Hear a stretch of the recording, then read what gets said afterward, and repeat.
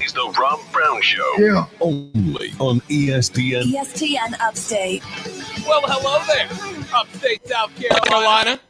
And a happy Tuesday to you. How do you do? Great to be with you again. The Rob Brown Show is on your radio. This is ESPN Upstate. I am Rob Brown. What up, y'all? Great to be with you one more time again. Back in the palatial ESPN Upstate Studios. He is the content cash cow. He is Colonel Grudge, the alpha and the omega of ESPN Upstate and all things sports talk radio. He is the conductor of the symphony of sound that is the Rob Brown Show. He is hashtag dad kicks. He is the great one, Lonzo, at the helm. What up, Zo? How we doing, partner? Good afternoon. I will say that I am wearing the dad kicks today. I'm very comfortable in a memory foam older type of way. So we're good. We're good.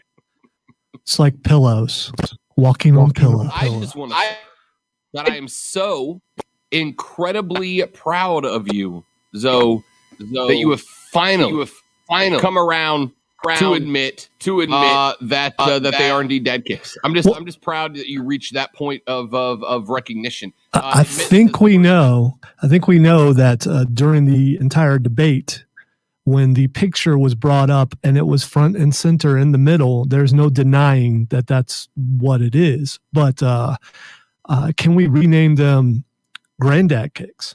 Because, you know. Oh, no, well, I mean, a granddad is dad by default. You are. Well, I know. Was there a difference between dad kicks and grandpa kicks? Yes, it's far less insulting to call them granddad kicks. Nobody's going to make fun of a grandpa. We will make fun of going overly dad. Well, that might be my entire point. Lonzo is back at the controls of the buttons, switches, levers, knobs, pulleys, gears, and everything else that has to be pulled, thrown, pushed, moved, turned, etc., in order to get us on the air. Busy day on the show today. Looking forward to chatting with you guys. Phone lines are back, baby. Phone lines are up at 844-GSP, ESPN, 844-477-3776. That's the number. The phone lines are up and running right now. You can go check them out. Give us a buzz. Text us, 71307. Text line is up and running, 71307. 71307. Start your text with ESPN so we can read them on the air. You can get at us on the old Twitter device as well, twitter.com/The Rob Brown Show, twitter.com/The Rob Brown Show, twitter.com/Lonzo on Word, at Lonzo on Word on the Twitter device. And of course, hit everybody at the station up at ESPN Upstate on all the social medias at ESPN Upstate. Lot to get into today. We're going to talk NBA. Zion Williamson doing things with the basketball that, frankly, ain't nobody supposed to be able to do. I'm going to tell you what he has continued to do after yet another 30-plus point performance yesterday in a victory over the Sacramento Kings. Sam Darnold on a revenge tour. We have now heard from Sam Darnold for the first time as a Carolina Panther. That's coming up here in just a couple of minutes from right now. Another violation of the unwritten rules of baseball, which I contend remain, what's the word I'm looking for here? Dumb. We're going to talk about that. The Gamecocks of South Carolina, another transfer officially signed off of the portal. We'll tell you who it is and what impact they might play on the future for Frank Martin. We had that big, long conversation yesterday about the extension that Frank Martin signed. Zoe and I both agreed that it has kind of put the transfer signings of the Gamecocks over the past few business days into perspective. We'll give you the deets on another one coming up here in just a little while from now. And a proposition from Major League Baseball that I find very intriguing. And despite my anger at the sport right now, one that I would take in a heartbeat. We'll tell you about all that as we roll on. But with that being said, we get the show started with that little song and dance that we do to, get the show started. Let's do lunch. This is a very nutritious lunch. All the food groups are represented. You guys hear? What in the wide, wide world of sports is going on here?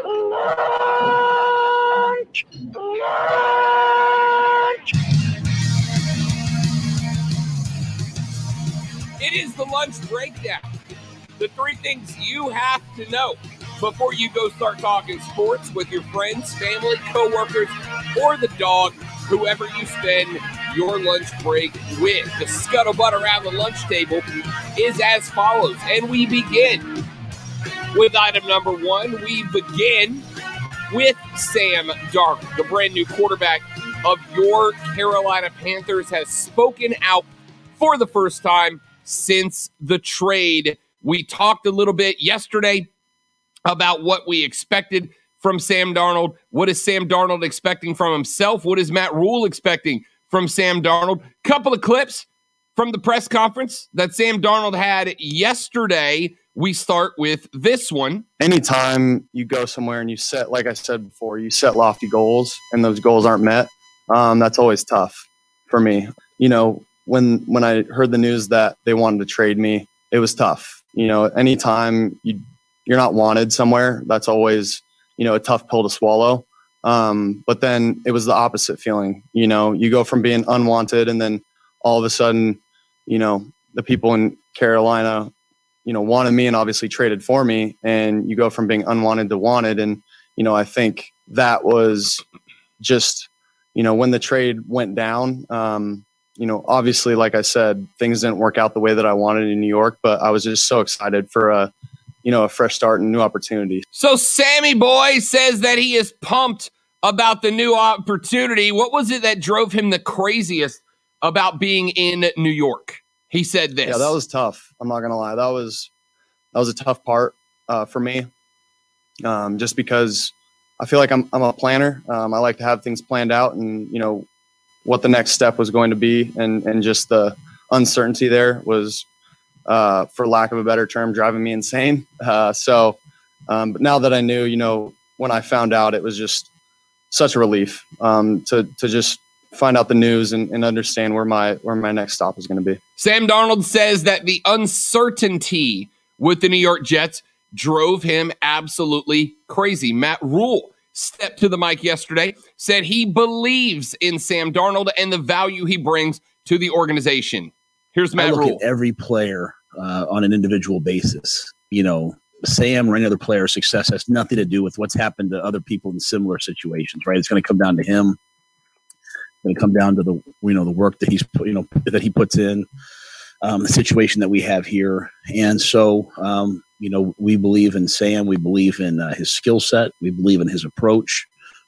As you talk to people that know him, he's tough-minded. He's competitive, and we're really hopeful that this will be a great place for him, and this will be a tremendous time for him in his career. Matt Rhule says he has faith in Sam Darnold, that Darnold can be the guy. So I ask you the question, does Sam Darnold, who said a couple of days ago that it, quote, stings a little bit, end quote, to not have been wanted by the Jets, to have been traded away, to not really have been given the opportunity to meet the goals that he wanted to meet during his time in New York, does it get you a little bit that he is on a bit of a revenge tour, a bit of a vengeance spree, that he is taking a little bit of a chip on his shoulder? I'll tell you, Zoe, I don't know that there's a more dangerous man than a man that's got a chip on his shoulder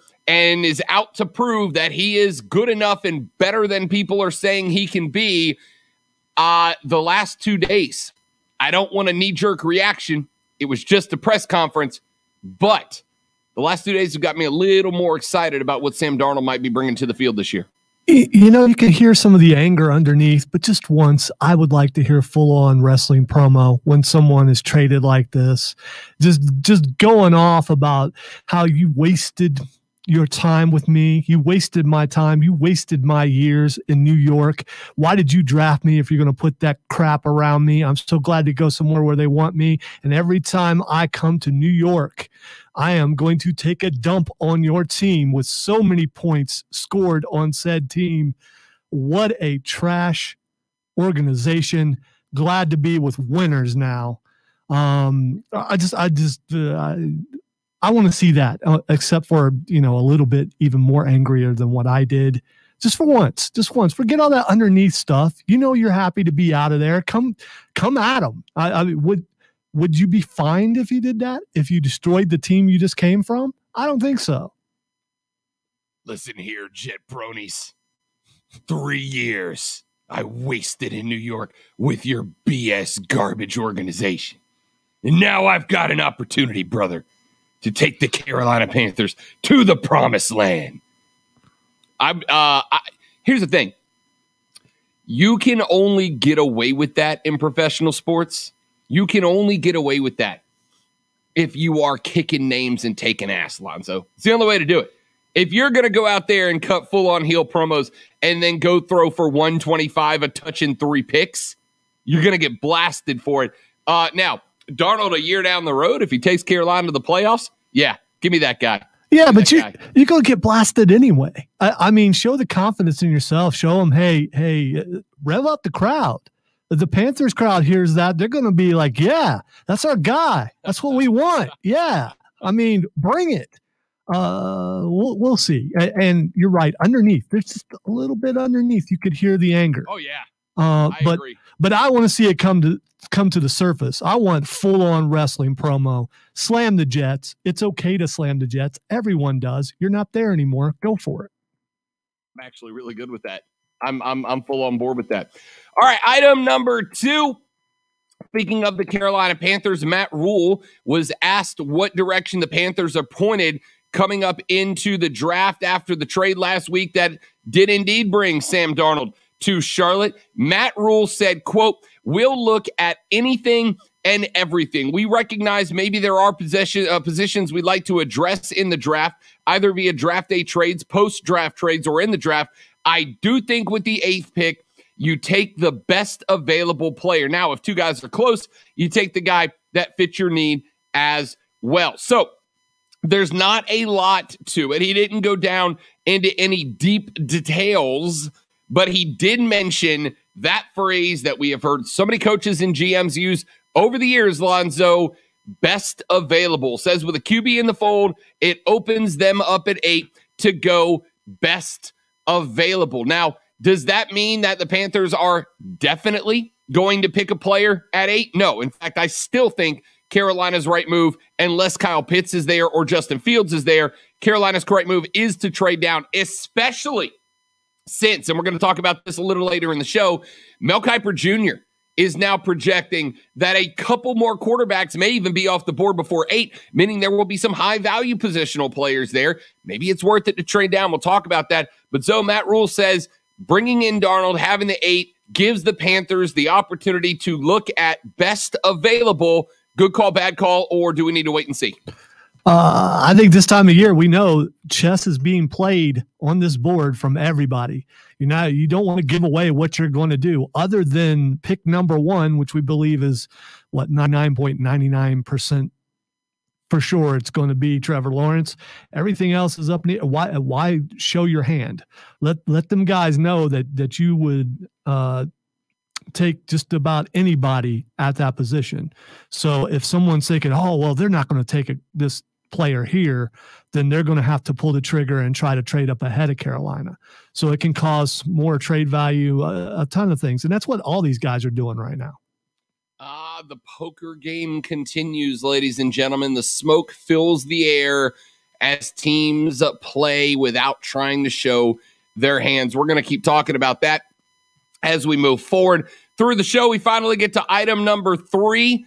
We'll probably get deep into this on Thursday, but I absolutely thought that it was worth a discussion here. Just weeks after the fight was announced, Conor McGregor claiming that he is now not fighting Dustin Poirier at UFC 264 on the 10th of July. He made the comment in the midst of a Twitter spat between the two fighters. McGregor won the first meeting between the two when he was on the rise to the UFC's Great Hall.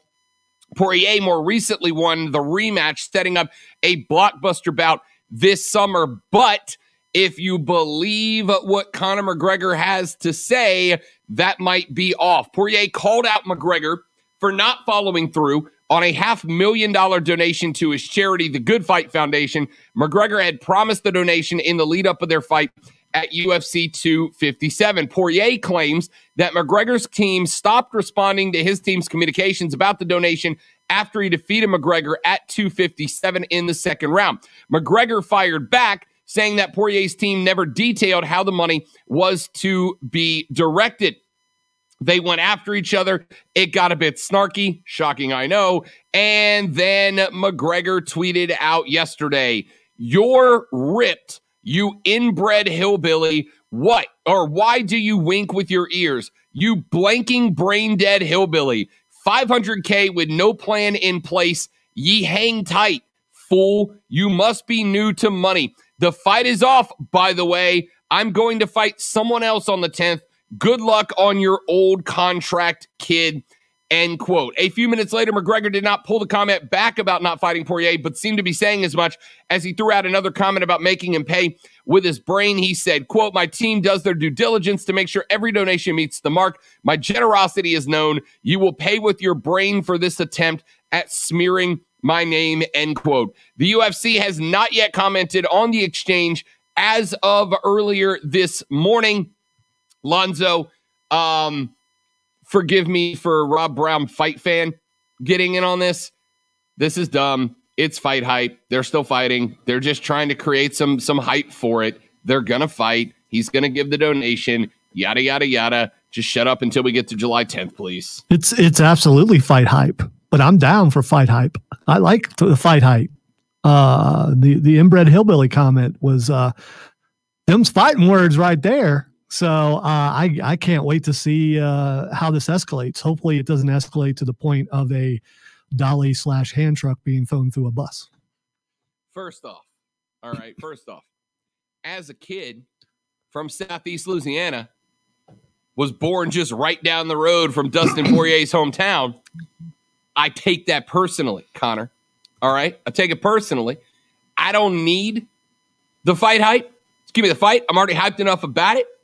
But that being said, so if I didn't already want to see Poirier kick McGregor's head off his stupid little tattooed shoulders, poorly tattooed shoulders, I do now. So I guess maybe it worked.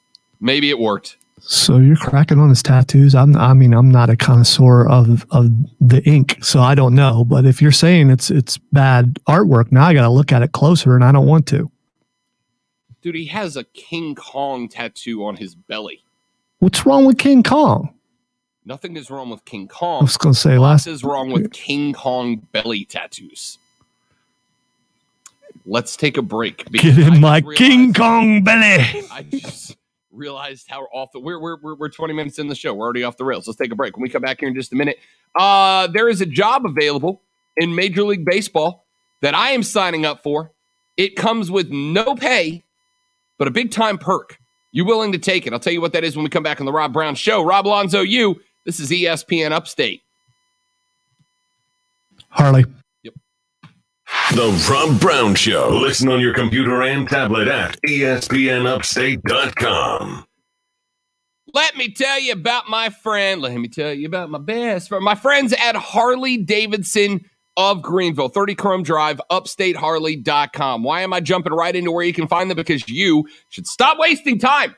Yesterday, your boy jumped up on the back of the motorcycle, took it for a little spin around the block, headed up to the studio, did some work, took it back around, rode downtown.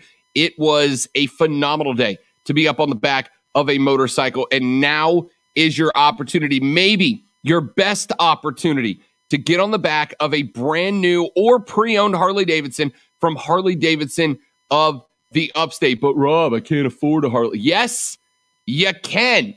I done been telling y'all that right now, if you want to get in on a Harley, now is the time to do it. Why? Well, Sportsters starting at $159 a month. Softails starting at $199 a month. And street and road glides starting at $279 a month. And you can get pre-qualified now for financing through Harley-Davidson of Greenville. But maybe you're looking for something pre-owned. Maybe you want to add one to the collection. Maybe you're looking for a specific model. Maybe you want to get yourself up on the back of a Harley just for the summer.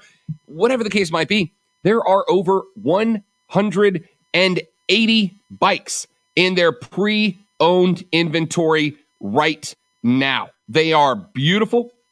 They have had them, they have continued to update their showroom. They update their inventory every single day on upstateharley.com, and you will find a rig that matches your needs especially. There is nothing better at all than being on the back of a Harley-Davidson, riding through some of the best riding in the entire upstate. Now is your chance to join in. Go to 30 Chrome Drive to see the beautiful showroom and their entire pre-owned inventory, or check them out online at upstateharley.com. It's upstateharley.com. It's Harley-Davidson of Greenville.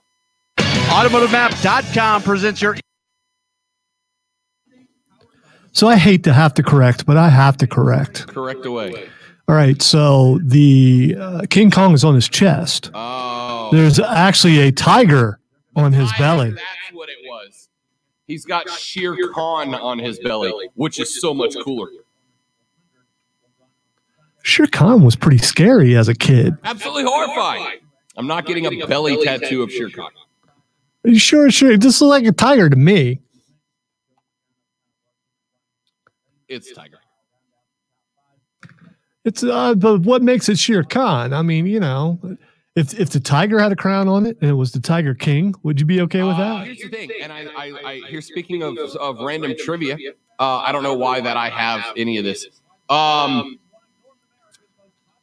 Shere Khan. So when Rudyard Kipling wrote The Jungle Book, all of the animals in the name come from either the Indian language name for those animals or what those animals are popularly called in India. And Shere Khan in Indian translates to King Tiger or Tiger King. So Shere Khan was the OG Tiger King. So you pretty much said that's pretty wicked. No, I just said he's still got a Shere Khan tattoo on his belly. Yeah. Well, I think you pointed out that so he does have the Tiger King on his stomach. Again, not being someone who will ever get a tattoo, I'm not going to criticize, but I don't see that it looks that bad. I've seen some pretty bad ones. I mean, Poirier has tiger stripes on his arm, so it's not like he's alone in this. Does he ever go around? All right, well, I'm done.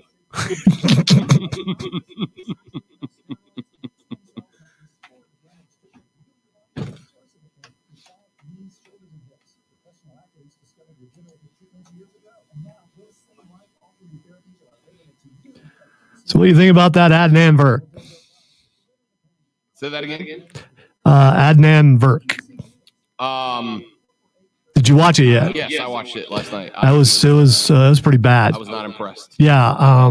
Not impressed. Yeah, has no idea about the tournament. I know I'm sounding like a wrestling snob, but you're taking a job on, the premier organization, and you're out front in front of millions of people. You think you would know some of the moves. Yeah, somebody said I got into it on Reddit last night because somebody said, oh, well, they didn't even give him any time to train. Like, why not put him on Main Event or NXT and let him train? And I go, dude, if you are, and I'm not saying that you need to necessarily be a wrestling fan in order to call wrestling, but as somebody who has called play-by-play for many years, I promise you do not want to be put in charge for play-by-play for a sport that you don't watch and don't know.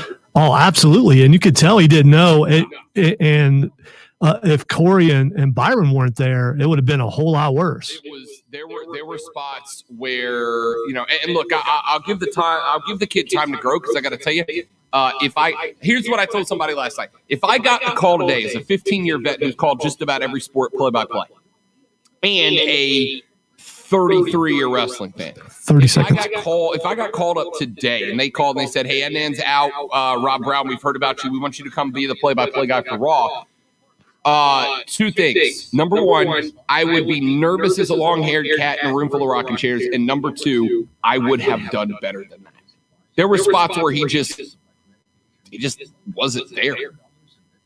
I think he doesn't know that Charlotte Flair is Ric Flair's daughter. Yeah, he almost like, I don't know. More than the scores, the ups and downs, the ins and outs. Real, unfiltered sports talk. It's the Rob Brown Show on ESPN Upstate.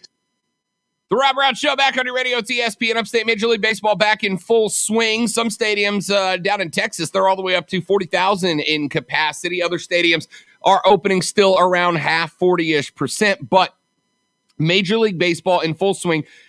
Zoe, casino review site Bonus Finder has launched a new contest earlier this week where they are looking for an official MLB professional food taster.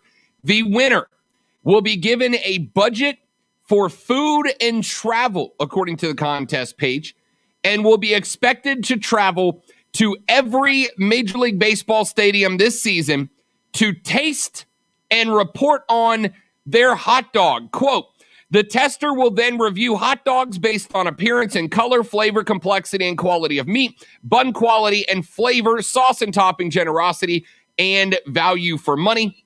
They will also have to review the games on entertainment and quality, stadium atmosphere, and excitement. The contest is open to, quote, baseball and hot dog superfans, and, quote, who are 21 or older. You can apply by going to their website. Submissions close May 2nd. Zoe, are you signing up to go be the official hot dog and game reviewer for the casino reviewing site that is going to not pay you anything, but pay for your travel, your hotels, and tickets to games at every one of the 30 Major League Ball clubs in return for a review of at least 30 hot dogs? I'm down, but only if they give me a bus. I want a John Madden bus. I'm not flying. So, I mean, other than that, I am curious, though, what color is a hot dog? Pinkish? Because you were pointing out one of the parameters is color of hot dog. And how do you describe the color of a hot dog? Like, I'm sure they meant color is in, like, are there grill marks? Did it clearly come out of a vat of hot dog juice? I will say grill marks is not a color, though. What color is a hot dog? I mean, that's just one of the things that stood out. Now, bun quality, I have no problem with that. I look in the mirror all the time. But as far as the color of a hot dog, dude, I don't know. First off, the insinuation just made, Zoe, is that there are days where you stare at your own ass in a mirror. You just look at it and go, wow, look at the buns on that one. That's what you just said about yourself on the radio. I just want to make sure we're all clear there. Zoe has not only judged his own behind, but has given it a positive review. He looks at his own tailpipes and goes, hey, 5 stars, Lonzo. You're doing this well. Out there, baby. Check it out. Anyway, so I tried to slip that underneath just to see how far I could go before you went really descriptive on there. But I stand by that statement, by the way. But I still want to know what color hot dogs are. Oh, no. Oh, man. I don't care about what color hot dogs are anymore. I lied. You get $500. You get $500 if you do this. By the way, text line 71307. What color is a hot dog? I mean, if you're describing a hot dog and what's a good color for a hot dog, I mean, what do you say? I'm not trying to be funny here. I want to know what color a hot dog is. I can't get the mental. They're either pink or red. If they're well cooked, they're either pink or red. And then, of course, if you do them the right way and you put them on the old grill to barbecue, you're going to get the nice little charring of the grill marks, and that's where the money is. That's where the money is. You know how you can get me to take that content creator thing off of my title, and I'll stop doing that stuff. That's all I'm saying. I'm sitting here trying to come up with another nickname referring to the fact that I now can't get out of my head the fact that on at least 2 occasions, because he said I've looked in the mirror before, on at least 2 occasions, Lonzo has stared at his own rear end and gauged himself as carrying around a good derriere. I've seen it before. I enjoy the after. That's all I'm saying. I have to go to a break now because I have to go do something. I need to go meditate or I don't know. I may go outside and let the geese chase me around a little bit because that seems more pleasant right now. So anyway, I just hope all of you listening to the show are sharing with me in the enjoyment of knowing that Lonzo has frequently reviewed his own buns. Quick break. I'm Rob. He's Lonzo. This is the Rob Brown Show on ESPN Upstate. Your chance to bank $1,000 in.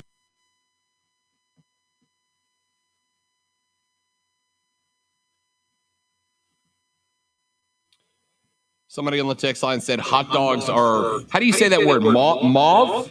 M-A-U-V-E, the color. Mauve? I don't think it's mauve. If you're in Pickens, it's mauve. Or also known as pink. It's salmon. It's mauve. Salmon. Mauve, like suave. Mauve. But it's not M-U-A-V, it's M-A-U-V-E.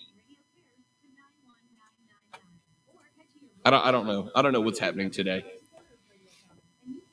You could have let it go, man. You could have let it go. I wish I could have let it go. I wish I could have let it go. I could not let it go. Sometimes I walk by the mirror and I stop and I realize I can't let it go. I just got to keep looking. I don't know how to respond to this.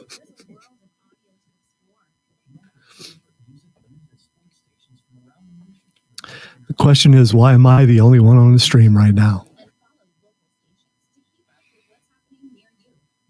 Rob is putting in an apology to all the listeners.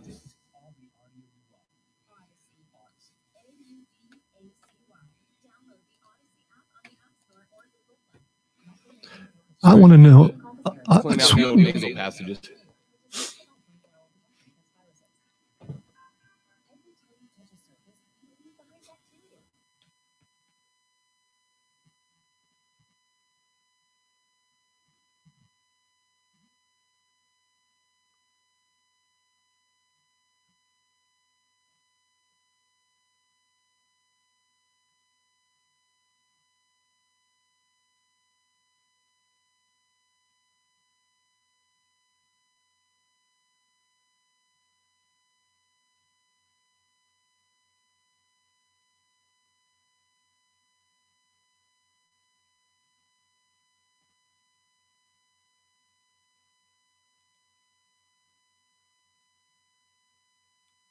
This is one of those times where I'm glad that my wife now works from home because there have been many a times where a coworker will walk over and say, "Do you know what your husband just said?" And this one would be kind of rough. Or maybe she'd be in agreement. I don't know.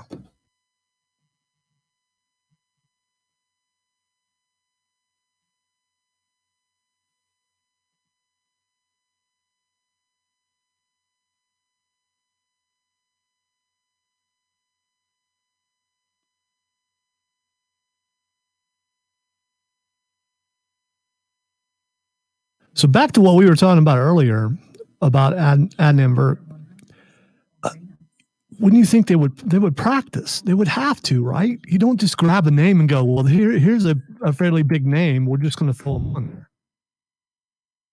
Plus, we've seen the reverse. We've seen people go from WWE to like Sports Center, where this is the first time I recall them, it being the opposite. Yeah. I mean, how long does he last if he continues like that? If he continues I don't We've seen the hook before. Oh, sure. And I'm sure that we will again.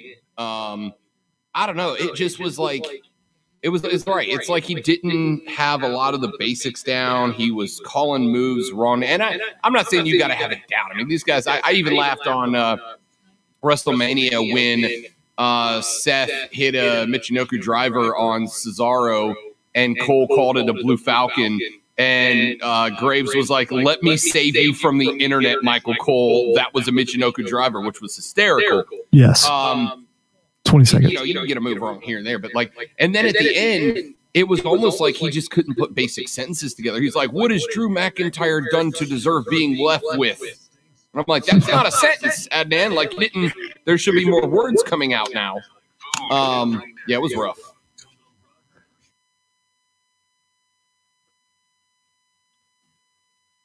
The Rob Brown Show back on your radio. It's ESPN Upstate. Rob and Lonzo and you. Join us on the stream, won't you?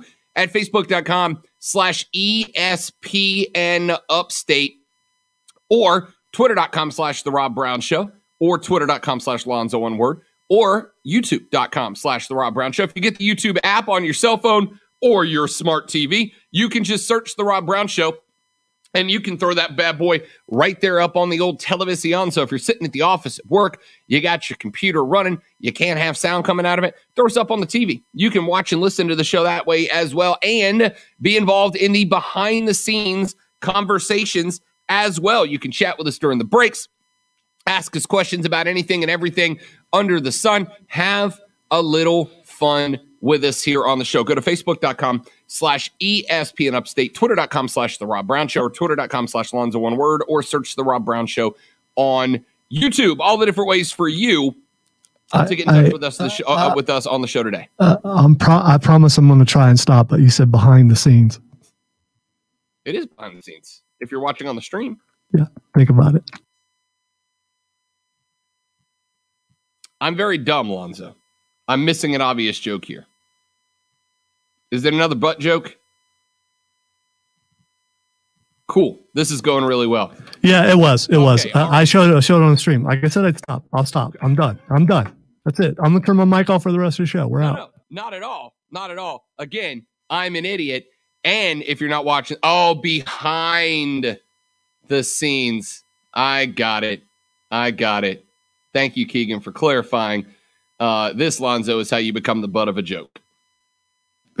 I blame my shoes. I'm very sorry that I needed a little assistance understanding what was happening there. It was a good crack, though. There was just a hole in my logic. You see what I'm saying? So, and also other butt puns. All right. A couple other things that have come out. The Gamecocks have added yet another piece from the transfer portal to their basketball team, a third player. Now, Eric Stevenson, a 6'3" guard, has revealed that he has decided to accept an offer from Frank Martin over opportunities at BYU and Butler. Stevenson joined 6'2" Chico Carter Jr. from Murray State and 6'7" A.J. Wilson from George Mason as the third transfer player committed to the Gamecocks. The native of Lacey, Washington, started his career at Wichita State, throw it up the Shockers, and played 2 seasons there. In 26 games last season for the Huskies, Stevenson averaged 9.3 points per game, shot 36% from the floor, 30% from the arc, 79% from the line, also averaged 3.6 boards and 2.1 assists per game. He saw action in all 26 games, started 23 of them, averaged 26.4 minutes per game, 9.3 points, 3.6 boards, reached double figures in 12 games, pulled down at least 5 rebounds 6 times, and was second on the team in three-pointers made with 37. He has played 94 games at the collegiate level and pulls in 9, 4, and 2 per game. So not a smaller guard. I mean, at 6'3", he's not a small guard, but at 6'3", he is kind of a small guard. Eric Stevenson joins the fold for the Gamecocks, Zoe. And again, we talked about the fact that Frank Martin has dug into the transfer portal. He's pulled 3 names out so far. There is talk that at least one more, we know for a fact that at least one more is still in the hunt. And it would not surprise me to learn that there were more. Frank Martin could end up with as many as 5 guys off the transfer portal on the roster next year.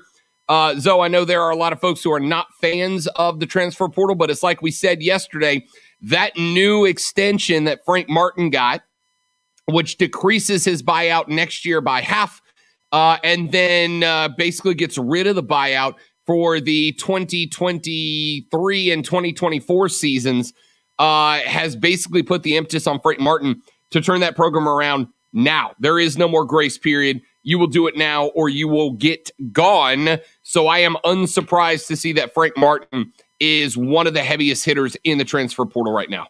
The only bad part about this, and as we talked about yesterday, yeah, this is him trying to save his job. If this is effective and this works, then this is setting precedents for other teams to go, okay, if this is flat out free agency, let's see who we can get. Let's build a team this way. And, while I hope he has success as a Gamecock fan, if this becomes a trend, this could be kind of ugly. If this becomes a trend, as in him leaning into the transfer portal? No, as in other teams also going, you know what? We're going to build our team through a transfer portal. Well, if a bunch of teams are built that way, then all of a sudden it's flat out free agency. Yes and no. Yes and no. I mean, look, we got 1,500 plus kids expected to be in the transfer portal when it's all said and done. It's a pretty hefty number. But I think we all kind of, I think a lot of people, when they talk about the transfer portal, when they hear 1,500 kids, I mean, you got to keep in mind, you're talking 1,500 kids, and you were talking about how many colleges that go from, top tier all the way down to mid-majors and low major division. I mean, you're talking about a ton of basketball teams. Yeah, it's a lot of people. I'm not saying it's not a lot of people, but it's not, it is the future. It is the future. And you might not like it. You might hate it, but that's the way the program is right now. And it's kind of one of those things, Lonzo, that I'm looking at Frank Martin in South Carolina and everybody else, and I'm going, look, it's fine if you don't like the transfer portal. I understand the argument against it. The arguments don't stand for me. I'm fine with it, but I understand. But here's the thing. It's this big, gigantic tool that's placed in front of you. And if you elect not to take advantage of it because you're against it, for lack of a better word, ethically, I understand that, but you will get left behind because there are a lot of very good players out there, a lot of very experienced players right now. And South Carolina, after losing a fistful of guys with experience, needs some of that, which they didn't have on the roster, and now they do, in adding 3 guys that are vets from other squads. If Frank's not going to take advantage, or any other coach isn't going to take advantage of the transfer portal, they will get left behind, and your program as a whole will suffer because of it. And I think you can see that in the way that Frank Martin is handling the transfer portal right now. 844-GSP-ESP and 844-477-3776. Text us at 71307. Start your text with ESPN. Here's a couple of texts that have come in on that text line at 71307. ESPN, speaking of ink, King Kong is nothing. I've got a dude friend with Andy Griffith tattooed on his forearm. Freaking Andy Griffith, end quote. I have watched Andy Griffith a lot. My old man watched him. My grandpa watched him when I was growing up. If I'm flipping channels and Andy Griffith is on, it's a little comfort view. I get all that. But my dude got an Andy Griffith tattoo. He got an Andy Griffith tattoo? I can't. So I've watched a lot of television in my life. There's a lot of shows that mean a lot to me for a lot of different reasons. I can't think of one that I would get a tattoo with a show. Dude got an Andy Griffith tattoo on his forearm. That's commitment. Well, so you wouldn't put in if you were into doing the tattoo, and you wouldn't put a character from The Office on your forearm. You would not. No, it's not my style. If I was going to go Prison Mike. Obviously, I'd get a Prison Mike tattoo. But like who, how, what, huh? If I were to get a tattoo, it would probably be a Dragon Ball Z character. I mean, that's what I would do because that's one of my favorite shows of all time. But I'm not going to do that. So, is our next on-air bet with you getting a tattoo if you lose? No, because I will not take that bet because I'm not going to do that. First of all, I don't like needles. And second of all, I'm already 52. What's that thing going to look like 5 years from now? No, I'm not doing that. At ESPN, Rob, bet you didn't know when they said Lonzo will bring a lot of assets to your show that they meant it literally. Well done, Texter. Well done. And at ESPN, hot dogs are colored MAUVE. How do you pronounce that color? Mauve, right? It's mauve. It's mauve. Yeah, it's mauve. Mauve. Think of it as if you were going to your aunt's house. Mauve. Mauve. It's a fancy color. Mauve. That's what Google says. Mauve. Which is according to Google. Mauve. That's what we were saying. Mauve. Yeah. Hot dogs are mauve, and Lonzo checks out his own behind. That's what we learned today on the show so far. Got to tell you, Zoe, we're hitting all the heavy-hitting topics today. That's what we're here for, ladies and gentlemen. Quick break. We come back in just a minute to wrap up hour number 1 of the Rob Brown Show and maybe my career. This is ESPN Upstate.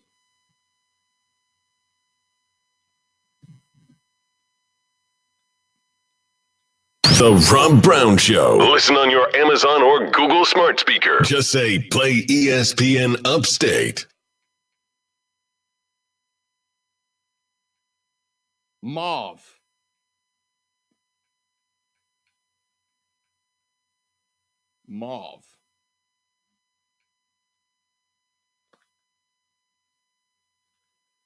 I apologize to everyone on the stream. Show is just...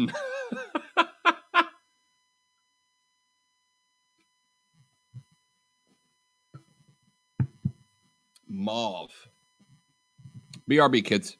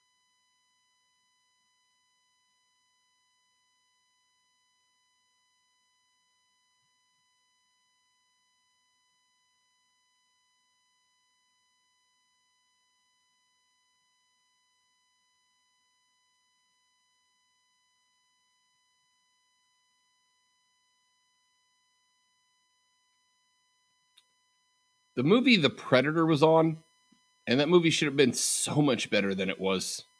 So much better than it was. Love The Predator. What team are you talking about, Ben? Talking about the Panthers? I'm excited about the Panthers. What have you lost hope about? I thought people were going to be on board with what they're doing. Or are you just that down on Sam Darnold? I've seen a lot of Panthers fans who do not believe that Sam Darnold's the guy. Are you one of them, Benji?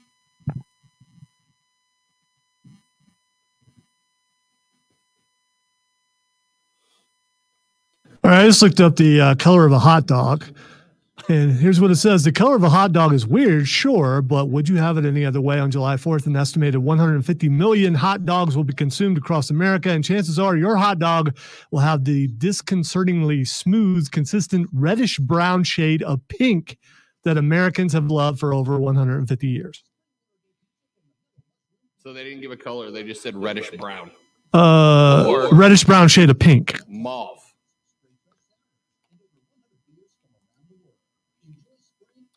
All right. Everything I'm looking at says pink or a pinkish hue. Yeah, pinkish is probably the correct answer. Again, a good quality hot dog is going to be grilled, and it's going to be that brownish pink. I would say pink. I'd say brownish pink. Pink's the emphasis there.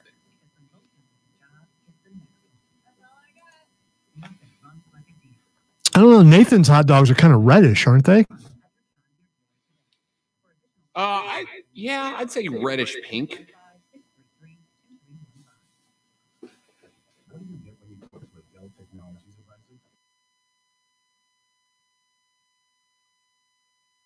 One minute.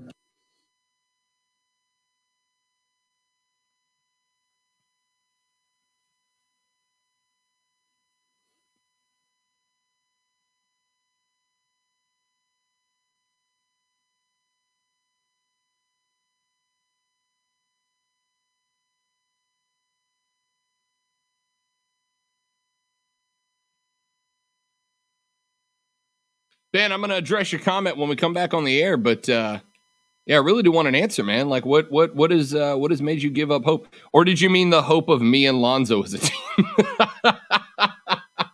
I just realized. The Rob Brown Lockdown on Twitter. Tweet at The Rob Brown Show on the Upstate Sports Leader, ESPN Upstate.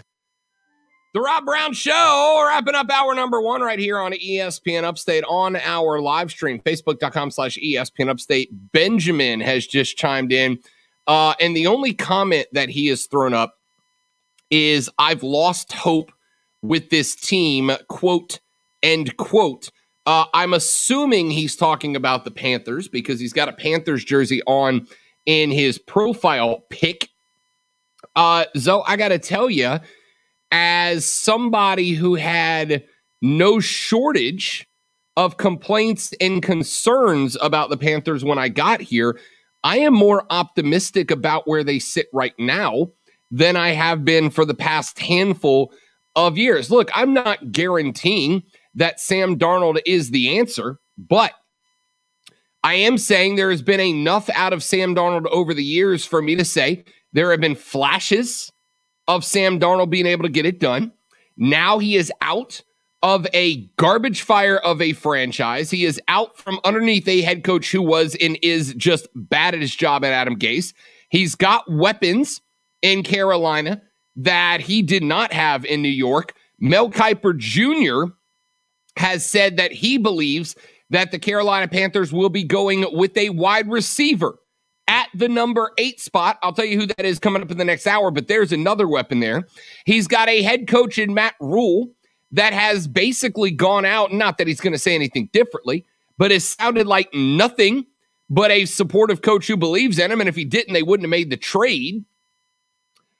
Zoe, I got to tell you, with the young talent we've seen out there at the skill position, with Run CMC still being one of the best 2 or 3 running backs in the NFL, assuming he stays healthy, with a quarterback that we all think has the talent to do it. Now we just got to see if he has the mentality to do it as well. With all of that lined up, Zoe, I don't know how I wouldn't be an optimist about the Carolina Panthers. I'm not saying they're a playoff team this year. The NFC South is going to be uber competitive, I think.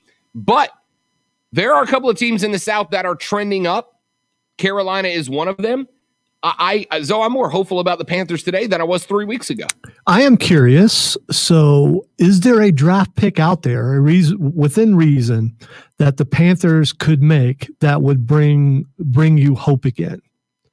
I mean, so are you down about the team as a whole because they seem to be on an upward trend? Whether you like Sam Darnold or not, you got to be willing to give him a chance because the talent was there. He was drafted high for a reason, and whether he's shown promise or not, and he has shown promise. He's shown bits and pieces when he's had good talent around him.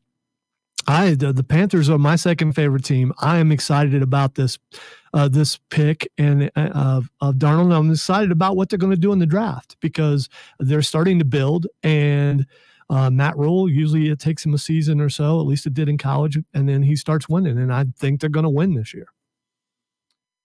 Yeah, I think you're going better than 5-11 this year.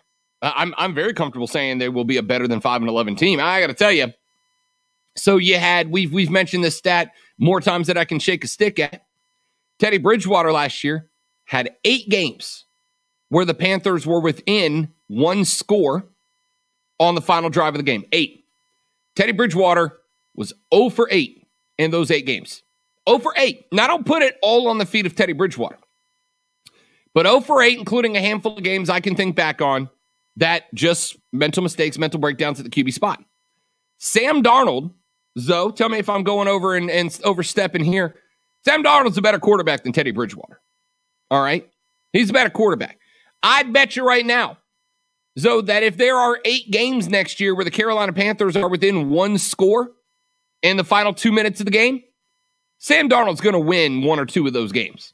1 or 2 of those are going to find their way into the end zone. And that by itself, there you go, right there. Half the season, he's going to pick up 2 wins over what Teddy B did just by being Sam Darnold. Hey, just having Christian McCaffrey back will give you a couple wins and would have last year. Absolutely. I don't disagree with that at all. Now, I need a quarterback who can do it without run CMC if that injury bug strikes again, which is not a guarantee that it doesn't. But I absolutely think that Sam Darnold's going to pick you up a couple of wins that Teddy Bridgewater couldn't pick up for you last year. And if that is the case, you're already improved. You're already better. Here's your chance to win $1,000 on the $1,000 cash stash on ESPN Upstate. The key word for this upcoming hour is going to be harmony. Harmony. HARMONY. Harmony. Text that keyword to 72881, 72881. Powered by BetQL. Let BetQL's proven data and analytics help you become a better. Download the BetQL app today. Again, for your chance to win a grand, text Harmony, HARMONY, to 72881 for your chance to win $1,000 in the $1,000 cash dash on ESPN Upstate. Coming up in the next hour, where does Mel Kiper Jr. have the Panthers going with the number 8 pick? I'll tell you, he does have them drafting a player, but who? We'll talk about that. Plus, Zion. If you're not watching, you're missing out.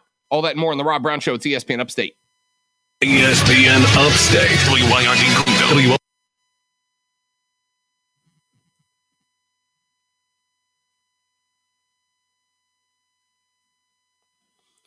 Texter says, ESPN Zoe, I really don't want to see a dropey Goku tattooed on you, LOL.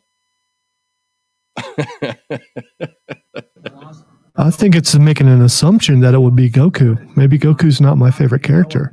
Maybe I'm going full on Broly on here. But yeah, that's the whole thing. I don't want any character droopy, and that's exactly what would happen.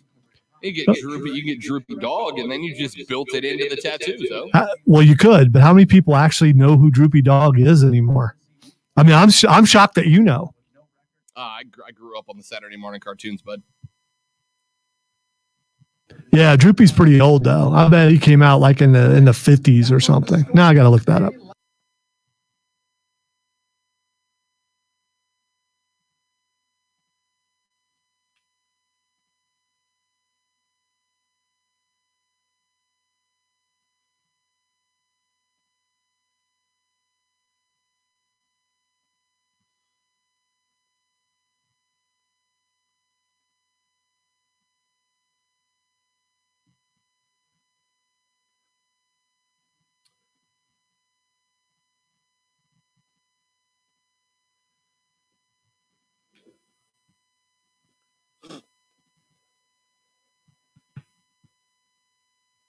From here, for just 5 cents a day, you too can save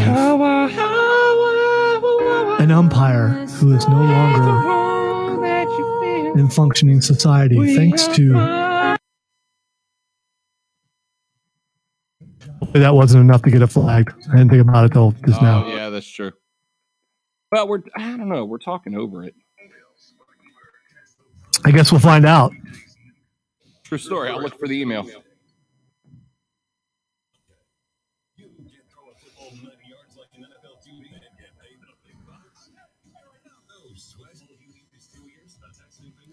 Golf cart in the first break.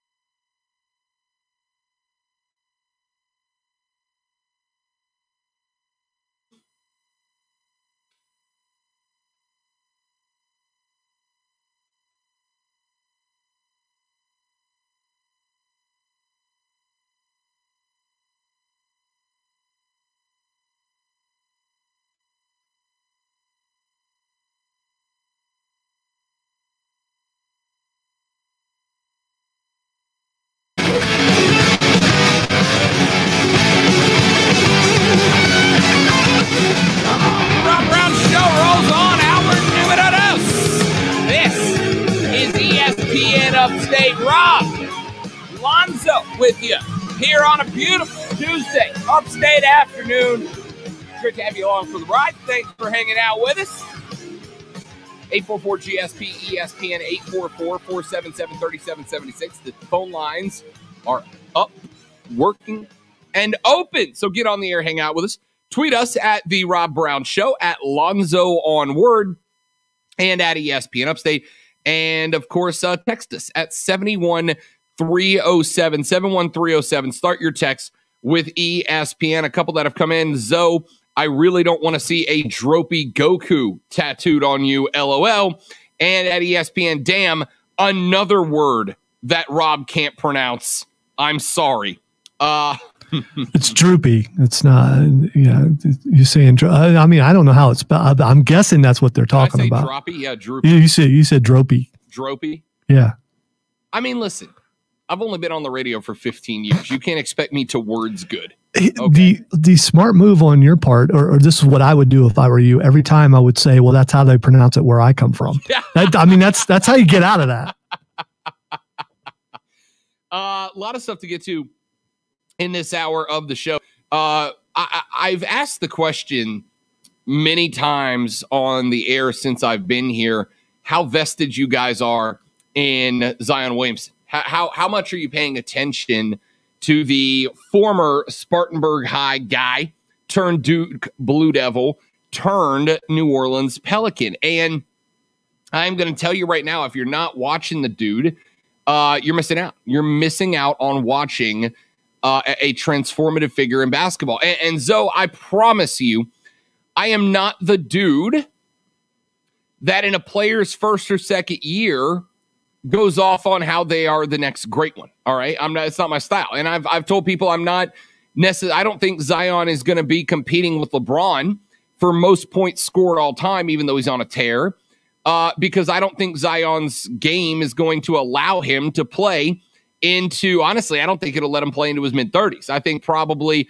around 30, 31, he'll have to find a new style of basketball. I don't think he's going to threaten 40 the way that LeBron and some other greats have in the NBA. But the 6'7", let's call him 260-ish pound big man, who is built like a brick outhouse, Zion runs the point now.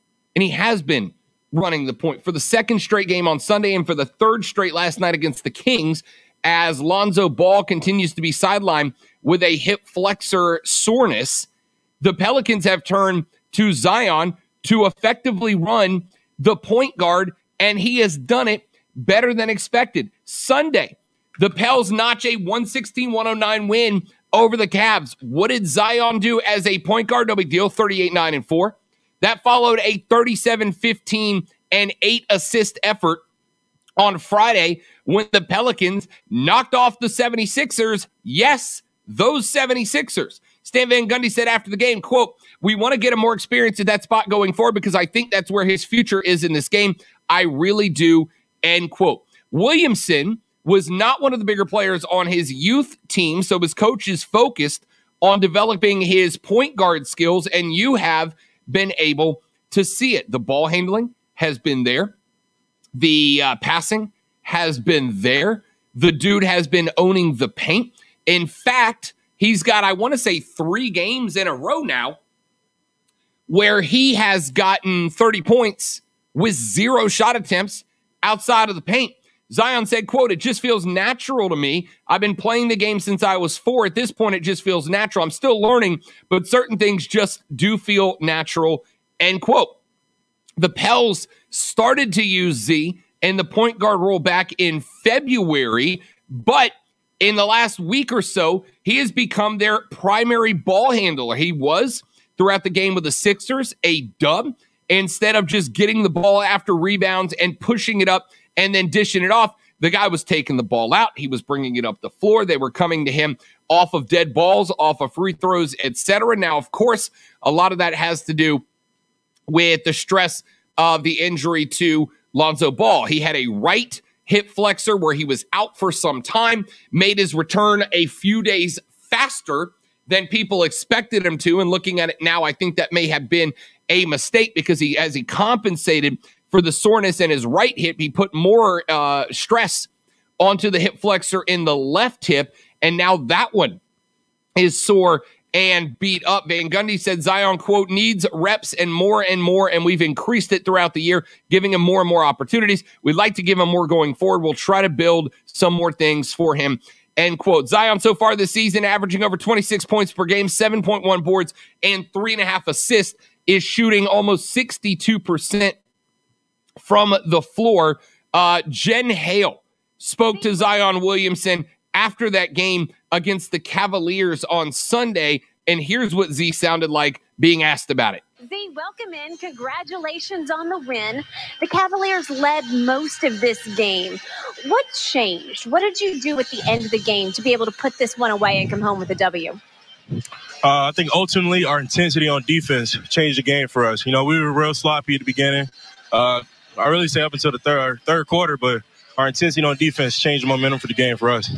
Hey, Najee, 15 points, 7 boards, 4 dimes. Would you have gotten this win without his efforts tonight?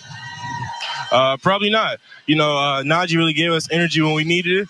And, you know, we want Najee to keep being his stuff out there. So, good game, Najee. Respect. He was so much fun to watch this evening. Z, you were once again a primary ball handler tonight. We're seeing this point Zion more and more. I know you grew up as a point guard, but it's different to have time to install this stuff with your teammates. There's been so little practice time, shoot-around time with this new COVID schedule. What's been the key to that seamless transition to you being able to slide between positions so easily? You know, I say it a lot, and I'm going to keep saying it. You know, my coaches and my teammates, you know, they trust me to go out there and be who I am. So, you know, when they put me in that position, you know, they trust me to go out there and, you know, be myself.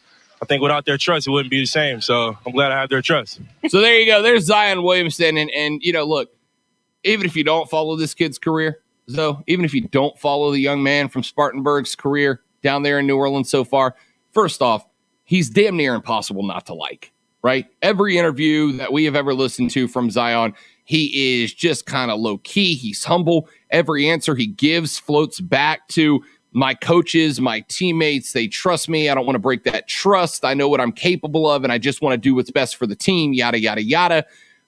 So I got to tell you, man, the kid's damn near impossible to dislike. I mean, or to like, to not like, excuse me. I think, and I hope I'm not going too far, so I'll throw it to you. Because, yes, I'll acknowledge I have a bias watching him do it for my favorite team, but this dude seems like the future. And if you are at a point where you are disillusioned with NBA ball because of the Kyries and KDs and the me-first players of the league, Zion is the exact opposite of that right now. You need me to play the 1, I'll play the 1. You need me to play the 4, I'll play the 4. And you never hear about the guy giving Stan Van Gundy crap about not getting to play his preferred position, which is not what you get from a lot of other guys. So I don't know how you don't like and how you don't follow Zion Williams, because he's changing the NBA right now, one game at a time. Oh, absolutely. And you hope that he doesn't become jaded and become like a lot of these other guys. Every interview, I can't help but just a little bit of me waiting for that change to happen. And hopefully it never will. Hopefully he stays this guy his entire career. He's a lot of fun to watch. He's a great interview. And he's a great player, and I look forward to him winning in the future and getting an entire season underneath his belt. This is only, his second season, right? Yeah, and the first one that he's been able to play the majority of. Remember last year, going into the COVID break, Zion had to sit out for the majority of the first half of up through the first half of the season because he just wasn't in shape yet. So, yeah, I mean, the kid's growing. Pelicans right now are a half game out of the 10 seed. Remember, the 7, 8, 9, and 10 seeds will be having a play-in tournament in order to see who comes up with the bottom 2 seeds in both the East and the Western Conference right now. With the win over the Kings last night, the Pelicans moved to 25 and 29. The Warriors are 26 and 28, just a game out front of the Pels. The Spurs are 26 and 26, so just a couple of games behind them. The Mavs are the 7 seed and the Grizz are the 8 seed, and all of those teams are very close to each other. The Mavs are 29 and 24. They are just a couple of games up on the Grizz. The Grizz 1 up on the Spurs. The Spurs are a half game up, 1 game up on the Warriors, and the Warriors are 1 game up on the Pelicans. So that is far from done out in the West. But like I said, I've gone from at the beginning of this year, at the beginning of this year, the majority of us, I think, had really high expectations for Zion Williamson. I thought we had really high expectations for Zion. I thought that the majority of us thought that the Pelicans were a playoff team this year, like a 5-6 seed in the playoffs. Instead, they're fighting just to get into that play-in tournament, and that's okay with me. That's okay with me because it is a young team. I do want to give them some time to grow. But if they have this fluidity, this flexibility, and they have got a player in Zion Williamson that can play any and every position on the basketball floor fluidly, by the way. It's not like he's struggling to be a point guard. He is thriving as a point guard. If they have got that much fluidity in their starting 5, that Alonzo Ball can take an extra 2 or 3 games to get 100% before he comes back, that a Kyrie Lewis out of Alabama can take a few extra games to come back when he's banged up. So I got to tell you, man, it may not be this year, but the Pelicans are building something special in the West. And if they do, and they can recreate what the Milwaukee Bucks have done with Giannis Antetokounmpo as a small market team and can put together a team that is capable of making a run into it, Zion may very well have a future, and he may not have to leave New Orleans like Anthony Davis did to make it happen. Yeah, they have the right coach, and they've got some really good young players like you were talking about. And if they can get healthy, they're still not it's not out of the realm of possibility that they can make it in this year. And even if they don't go far, they get some playoff experience, which is the next. You need some experience to go deep, and who knows, maybe they make it this year. They may, right now, I mean, I think they're in a great spot to make. If they keep playing this way, I think they're in a great spot to make the play-in tournament. Great spot to make the play-in tournament. All right, speaking of Zion, I want to have another conversation when we come back here in just a minute. This is not my spot, not something I love to do, but I heard something last week on Keyshawn, J. Will, and Zubin that infuriated me. I'm going to tell you what it was and why I am ticked the hell off when we come back. My name is Rob Brown. Lonzo behind the mic. Mark Hendricks there doing some interior decorating. You love to see it. The Rob Brown Show rolls on. It's ESPN Upstate. Golf cart. Yep.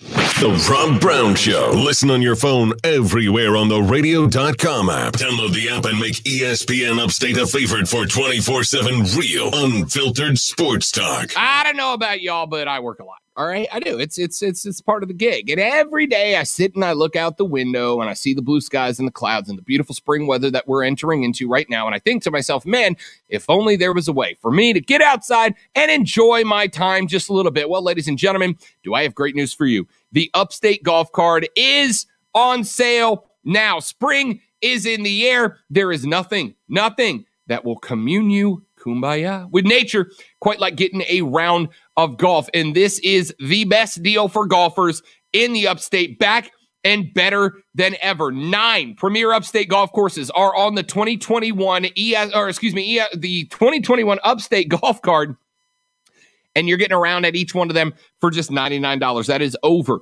$450 worth of golf for just $99. That is over a 75% discount. That is getting you 9 rounds of golf at less than $1 a hole at the Preserve at Verde, Pebble Creek, Legacy Pines, the Rock Golf Club and Resort, Carolina Springs, Willow Creek, Links Trine, Rolling Green Golf Club, and new this year, the club at Brookstone, a $450+ value, and you are getting it for just $99. Green fees at 9 prestigious courses, less than $15 around. Check out the website today for all the details. Go to upstategolfcard.com. That's upstategolfcard.com. It is the best deal for golfers in the upstate. It is the 2021 Upstate Golf Card. AutomotiveMap.com.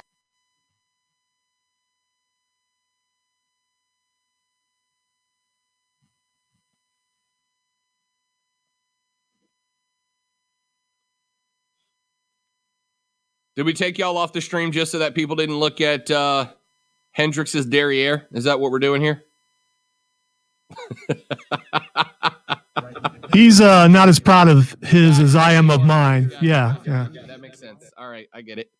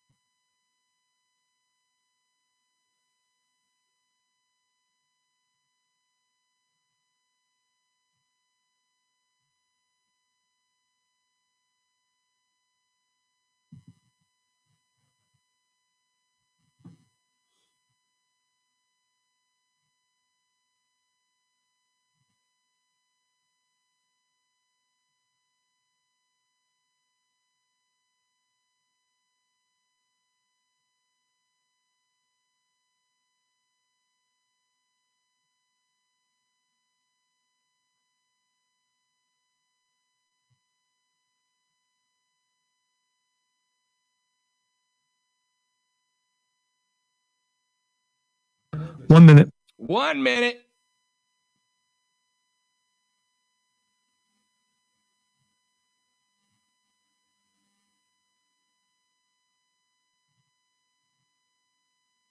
Leave me down for a little bit longer because it's not complete. 10-4.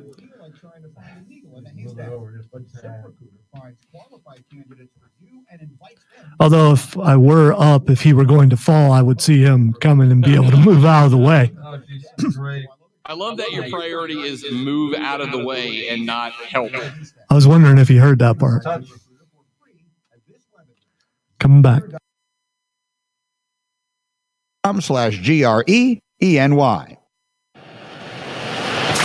He's not messing around. Real, unfiltered sports talk on the Rob Brown Show, ESPN Upstate. The Rob Brown Show back on your radio. This is ESPN Upstate. Rob, Lonzo, you. 844-GSP ESPN, Texas 71307. Start your text with ESPN so we can read them on the air. A couple of texts that have come up so far. At ESPN, Rob, Zion went to Spartanburg Day, not Spartanburg High. All right, that's my bad. At ESPN, when Zion was in Spartanburg, he'd stay almost an hour after each game, signing autographs and talking to fans. Such a good dude.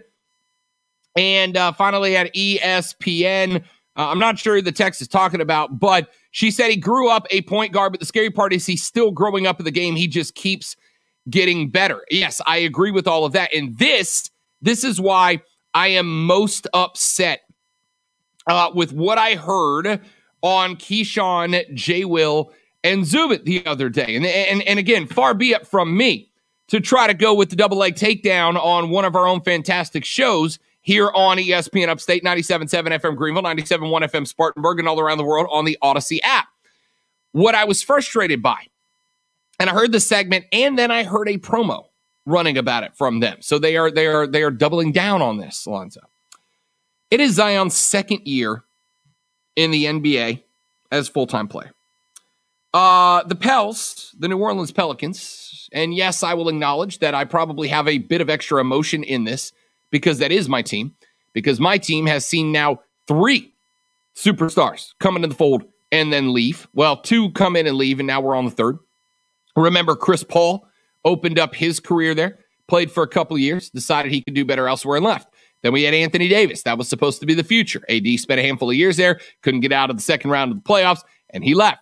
So now we bring on Zion Williamson. And Big Z is a dude that is a transformative player, a dude that is a game-changing NBA player. And I thought to myself, this is the future, and I hope that he is. And then, Lonzo, last week, I'm listening to Keyshawn, J. Will, and Zubin, and what do they start talking about as a featured segment? Zion needs to, quote, get himself out of the New Orleans situation and go play for the New York Knicks. And I believe it was Zubin said, and I quote, if he can get himself out of the New Orleans situation, quote unquote, I could see Zion in a Knicks jersey, and what a future that might be. Now, I have a couple of problems with this. Number one, Lonzo, it makes me, as a small market NBA fan, want to give up and walk away from the NBA. Why? Because these guys, as soon as a small market team gets a transformative player, all the fans of the big market start going, dude, get out. Dude, go somewhere else. Go somewhere. Well, then why do we even have small market teams? So I don't understand. Why don't we just get rid of Milwaukee and New Orleans? Why don't we just get rid of Sacramento and San Antonio? Let's just make the NBA all teams from New York, Chicago, Miami, and LA. Why not? That's all y'all want to do. Y'all don't want to give the small market teams a freaking opportunity to be successful. As soon as one team finds a transformative star that looks like they can take them to the next level, what do we hear all this offseason? Giannis Antetokounmpo. It's a guy coming up on free agency. He can get out if he wants. And what is every NBA analyst out there going? He needs to get out of Milwaukee. Why? Milwaukee was playing for an Eastern Division championship last year. Why does he need get out of? Well, he's not got the opportunity. BS. He's in the Eastern Conference Championship last year. This is what is going to, more than anything else, though, this is what prevents NBA fans from buying in. Because unless you're a fan of Brooklyn, the Knicks, the Lakers, the Clippers, the Bulls, the Celtics, or the Pistons, screw you. You don't get to have good players. You don't get to have transformative players. You don't get to have Hall of Fame players. You're not allowed to. So here I am, Zoe, finally excited that the Pelicans have a guy who wants to be there in Zion, have a guy that the Pelicans are fully committed to building around. They've built a young team, not just in New Orleans, but a young team built around Zion. They're giving him the ability to do all the things that he needs to do to take this team to the next level. And not even 2 years into his career, here's a bunch of blowhards in New York who are going, he should go to the Knicks. Zoe, in what universe have the New York Knicks done anything that they should just get to have Zion because they're in New York? Screw that noise, man. It pisses me off, Lonzo. To the point where you had a slip there that I had to take care of. That? Yes, I did.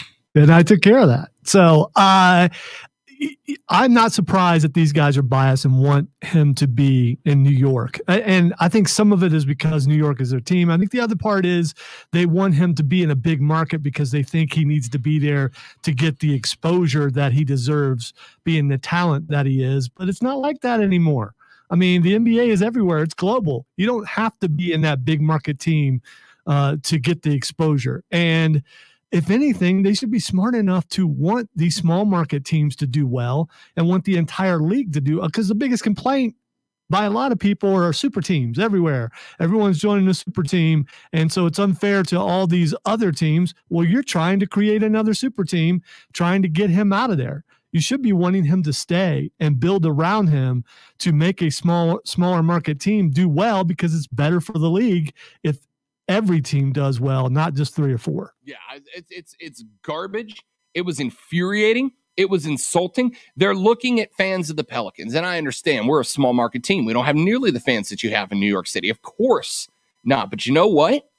We never will. If every time the Pelicans end up with a CP3 or an AD or a Zion, every time they get one, we're not even 2 full years into this guy's career. And already the freaking vultures in New York are, why Zion should be a Knick. Why? Because they're in New York. It's not an answer. It's not an answer. Here's a team that is pointing itself in the right direction. They have built young. They have built smart. They have built foundationally. Yes, this year's a bit of a disappointment, but we knew that there was a chance it would be that way with a team that is basically full. You know who here's a fun fact for you, Alonzo. Do you know what player on the New Orleans Pelican roster has been in New Orleans the longest? Don't overthink it.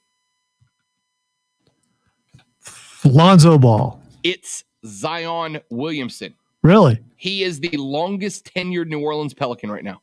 Yes. When they sent Jrue Holiday up to Milwaukee, he became the longest tenured Pelican. Everybody else on that roster joined in on this squad after Zion was drafted number 1 overall. Think about that. Think about that. If nothing else, Lonzo, if nothing else, that shows you that at least they are committed to a rebrand and a rebuild around Zion, which the Knicks wouldn't do. So, but they should have him just because they play in a bigger city. Get out of here with that weak garbage, man. That's what's bad for the damn league. More than anything else, anybody else has suggested, that's what's bad for the freaking league. I'm listening to these clowns. He should get himself out of the... What situation? What New Orleans situation? A situation where they brought in a coach whose style is the most closely related to what Zion's comfortable doing? The situation where they brought in Brandon Ingram, an all-star caliber player who complements Zion as a 3 shooter so Zion can play the 2 or the 4? What situation where they took Lonzo Ball, a guy who was cast off by the LA Lakers, a guy who LA said he's not good enough to justify being here, and have turned him into a guy who's got stretches of games where he's shooting 65% from behind the arc and coming up with 28 a game? That guy? That's the one? Yeah, well, yeah. What a terrible situation that Zion finds himself in, where an entire franchise has built everything around him and has allowed him to go on a damn near 30-game streak of 30 points a game. What a horrendous situation he finds himself in. Ow, but he can't sell as many shoes. Shut up. Are you kidding me? So I don't know how many NBA advertisements you've come across on television in the past few weeks. If you have come across a few, what percentage of them have seen Zion in a highlight on there? I got to be honest, I haven't seen any. Okay, fine. I have. And the answer is most of them. Most of them. Your whole argument for him leaving New Orleans at the end of his rookie deal and going to the... And by the way, the freaking Knicks? The freaking Knicks? Yeah, that's who I want to play for, James Dolan. That's a, I had to tell you, so what a hell of an organization they're running up there with the Knicks. We all know how great they've been working out. Yes, Zion, leave the team that has built everything around you, that is bordering in and pushing and bullying into a playoff spot in the West, and go play for the Knicks, a place where 1 game of 10 points and everybody hates you. Go play there. Go play for an owner that kicks out his own fans because they wear a t-shirt with a picture of him with a mustache on it. Yeah, that's cool, man. That is the kind of big market fan obnoxiousness, arrogance that absolutely ticks me off, absolutely infuriates me.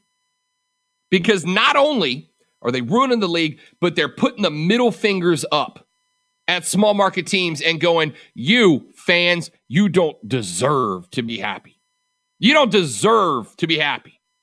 You don't deserve to have a player that could be dominant in the league. You don't deserve it. Now, if Zion plays out his contract and he wants to go, fine. It is what it is. I'm good with that. But to have big name radio personalities in a place like New York that start to stick their nose in it and try to start to convince Zion, hey, man, you should get yourself out of this contract and you should come to New York so you can sell more shoes. Get out of here with that weak garbage, man. Get out of here with that. Zion is a poster child in the league right now. He's on every NBA advertisement. He's hanging on the banners in the shops. His shoes are selling. But you're going to come with that? You're going to come with that? The hell, man? I don't understand it. I don't get it. It's infuriating. It's embarrassing. And Keyshawn, J. Will, and Zubin ought to be freaking embarrassed of themselves, man. Just to make sure you guys are propping up the Knicks. Tell me what they've deserved to justify one of the transformative generational players in the league leaving a small market to go to New York. What have they done to earn that? Nothing. Not a damn thing. So I got to tell you, man, it's crap like that right there. That's why I get happy when large market teams fail, why I laugh at their fans. Because here's a small market team with a chance, and here's three blowhards from New York. Listen to Keyshawn, J. Will, and Zubin every morning right here on ESPN Upstate, by the way. Sticking their fingers and ruining a small market team for no good reason at all, Lonzo. It's infuriating. Yeah, but in the end, is Zion really listening to those guys telling him to go somewhere else? I don't think he is. I think he's going to stay where he is. And let's hope he does. And let's hope, for your sake anyway, that he wins a championship there. Man, I got to tell you, the best thing going right now, the best thing going for the Pelicans right now, and we talked about this at the beginning of the segment, Zion seems to have his head squarely on his shoulders. He seems to be level-headed. He seems to be, and he has no right to be, humble. He seems to be very humble. Every time you ask him a question, hey, man, you had this incredible game, 30 points, 62% from the floor, also 8 assists, 9 rebounds. Talk to me about how great you were. Well, man, it's my team. My team sets me up for that. My team this, my team that. My coach is this, my coach is that. He seems to be grounded. And maybe it's an act. But it's been pretty consistently that with no break since his days at Duke. So I don't think it is. AD was not grounded and down to earth. You could tell he wanted to go somewhere and be the stud. He got his wish. CP3 was grounded down to earth. He gave New Orleans probably 4 or 5 more years than they deserved with him at the PG spot. Maybe Zion does the same thing. But if Zion's going to leave New Orleans, it should be on Zion's accord down the road. It shouldn't be because a bunch of influencers started trying to convince him that somehow the LOL Knicks suck are a better destination for success for him than a small market team. It's cool, NBA. Just have 7 teams. Just get rid of 25 other teams in the league. Let's just stack the big market teams and just have a tournament every year. It's stupid. It's infuriating. And I hate it. At 844-GSP-ESPN, 844-477-3776. Text us at 71307. Start your text with ESPN. Let's take a break. I'm going to take a deep breath. We're back after this on The Rob Brown Show and ESPN Upstate. You could have your own celebration dance with free cash. By the way, I 100% did not intentionally call them the New York D's. That was not even a slip of the tongue. Like, it just came out the wrong way. Although, that is now what I call them off the air. Kind of funny that it happened while the boss was in the room. Yeah, it was just my tongue got caught. Like, I wouldn't say that on the air. So I hope I don't get the email later going, you're an idiot, you're fired. He was busy, and I don't think he heard even the conversation you and I were saying. I don't think he knew what we were talking about. So the fact that we're discussing it on the stream and he could be watching it, though, that's totally different. It is now the Ingles Markets text line. Yeah, I was going to tell you to look at your email. Yeah, I just saw it.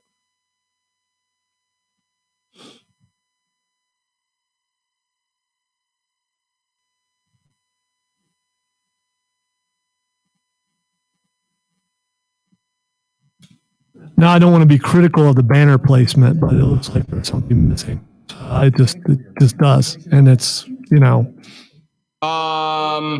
at the top. If I'm being nitpicky, I put two more up, and I just the whole wall. Me too. Maybe after the show we can do that. It didn't take into account that I would be blocking part of it. There's nothing I can do about that. If we put one more in those two blank spots, it'll look great.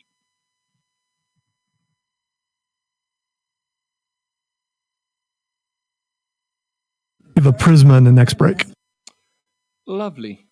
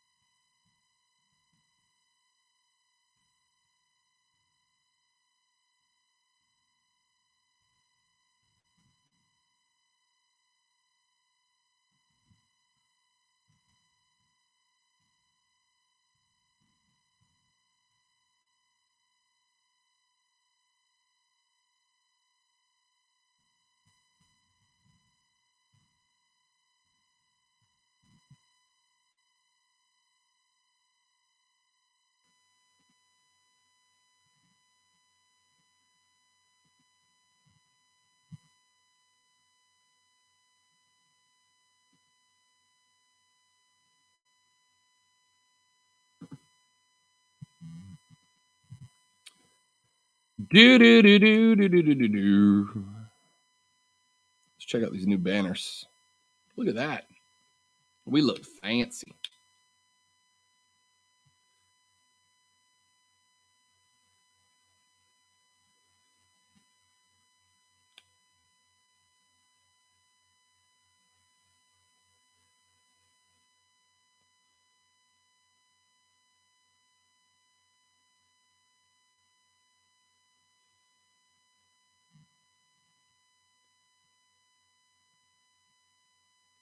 $30 seconds. Lovely.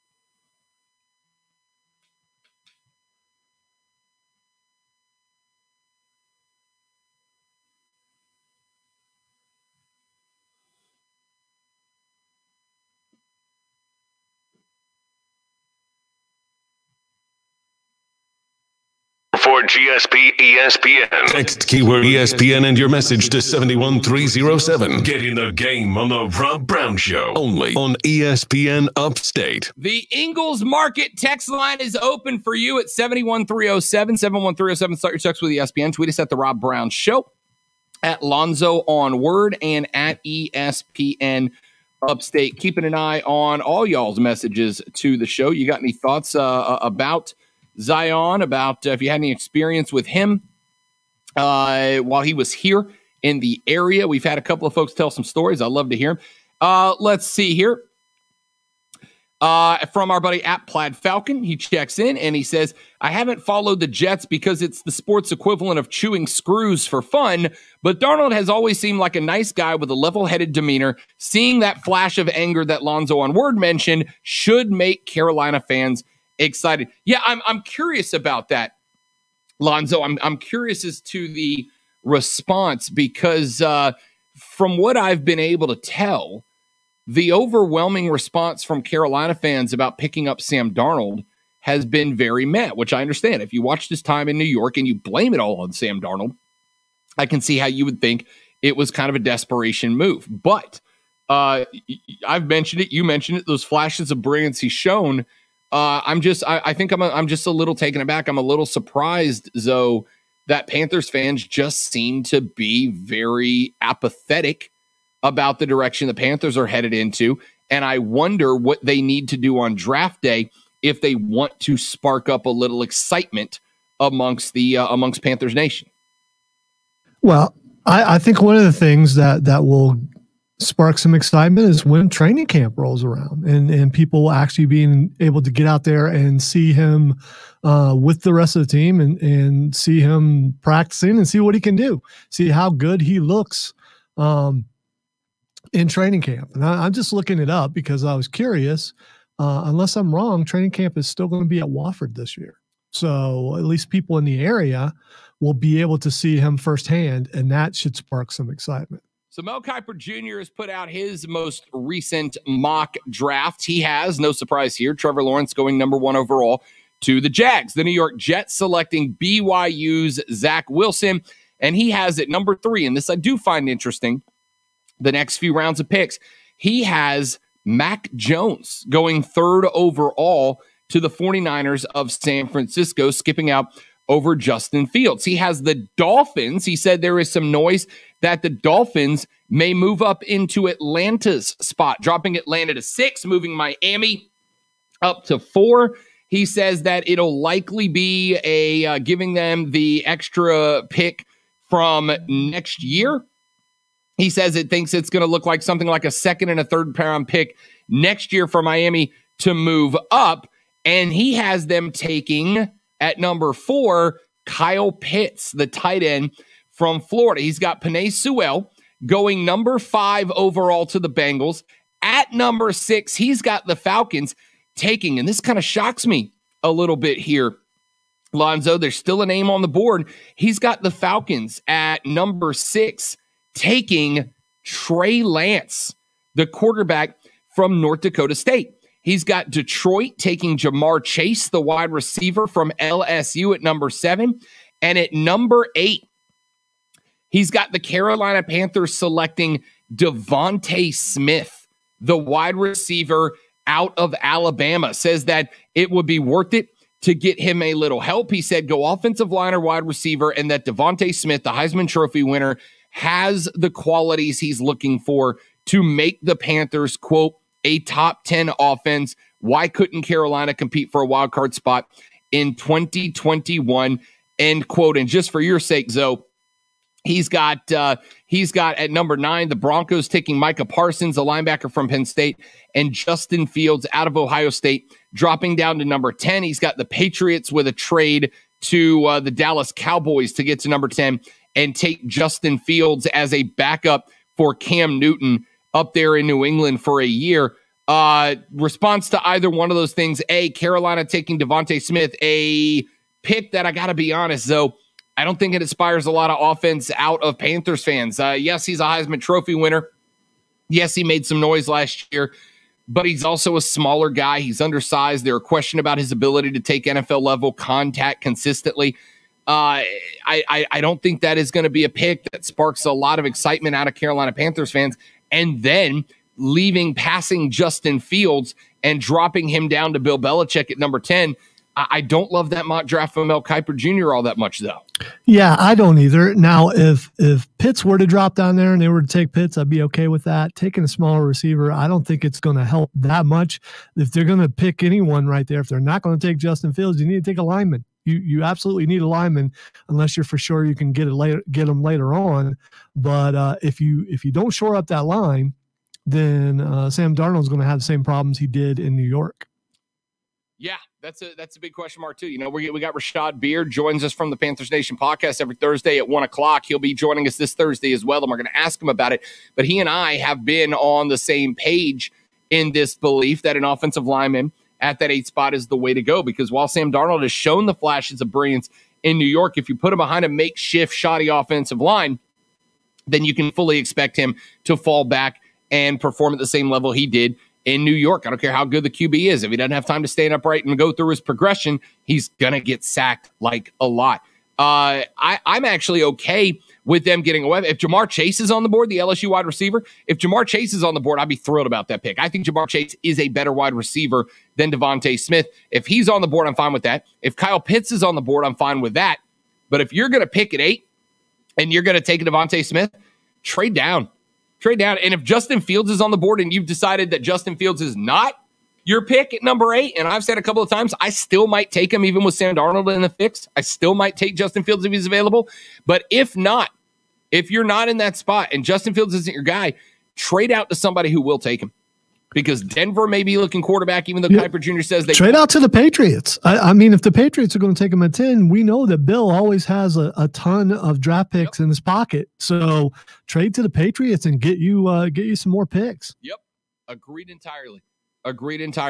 All right, Panthers fans, your response, welcome. 844-GSP-ESPN, Texas 71307. Text line says at ESPN, Panthers draft Alabama's Devontae Smith to go with CMC.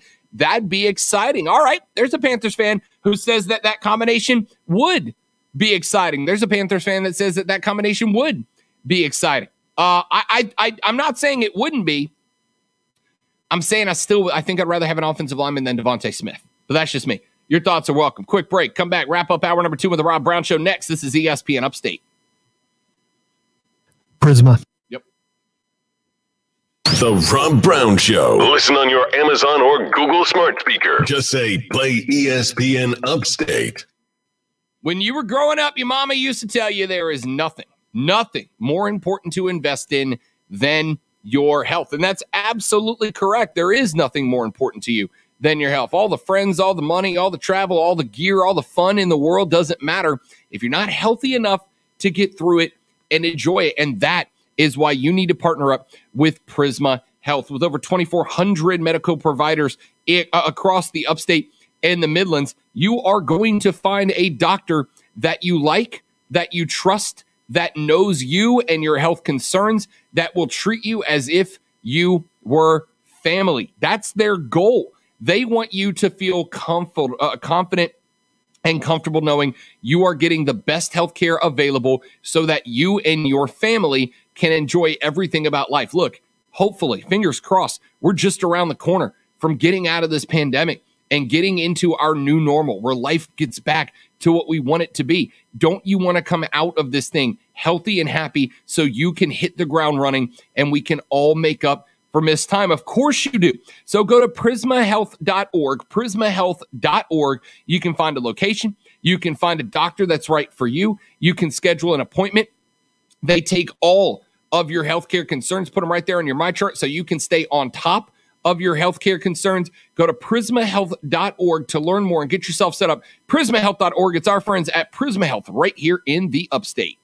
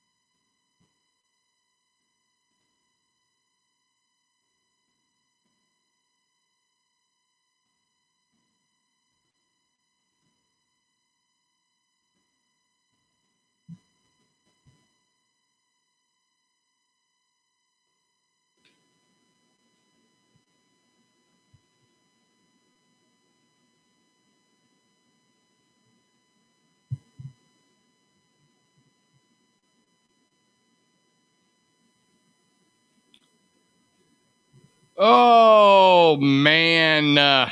Also, I realized something. I keep an eye.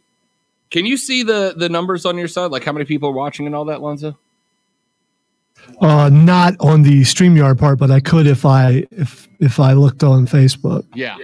So I keep an eye on it, and usually we pretty consistently hover around 7 to 10 viewers at a time. We occasionally get some spikes, usually earlier and late in the show. We get some spikes up to around 20 at a time. But somebody pointed this out to me yesterday, and I was thinking about this after I was chatting with you on your show on Saturday when you weren't seeing my comments. The StreamYard only registers viewers on direct sources. So like if they're watching the ESPN Upstate Facebook page, my Twitter page, or my YouTube page, then those numbers register. But when they get shared from there, right? So like if you share it on your Twitter page, anybody watching through your Twitter page does not show up in the StreamYard numbers. Anybody who shares the ESPN Upstate Facebook post, those don't share up in the numbers. Anybody who shares my YouTube account, those don't show up in the numbers. So I would say, I would assume those numbers are actually a little bit higher than what they look like. It's not just about viewing live either. I've noticed a trend that people will watch during the week or will go back and watch the next day, at least with Saturday. I've noticed spikes on certain days. So some people will, and I'm sure it's the same with this stream. Sometimes people don't have time during the day, or they're at work and they want to see what was going on, and they'll go back and watch. And those make the numbers go up too.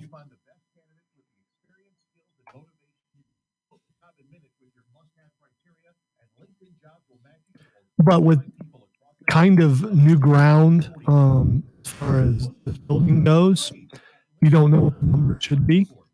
So we can only look at what we have, and it seems like it's doing pretty well. 30 seconds.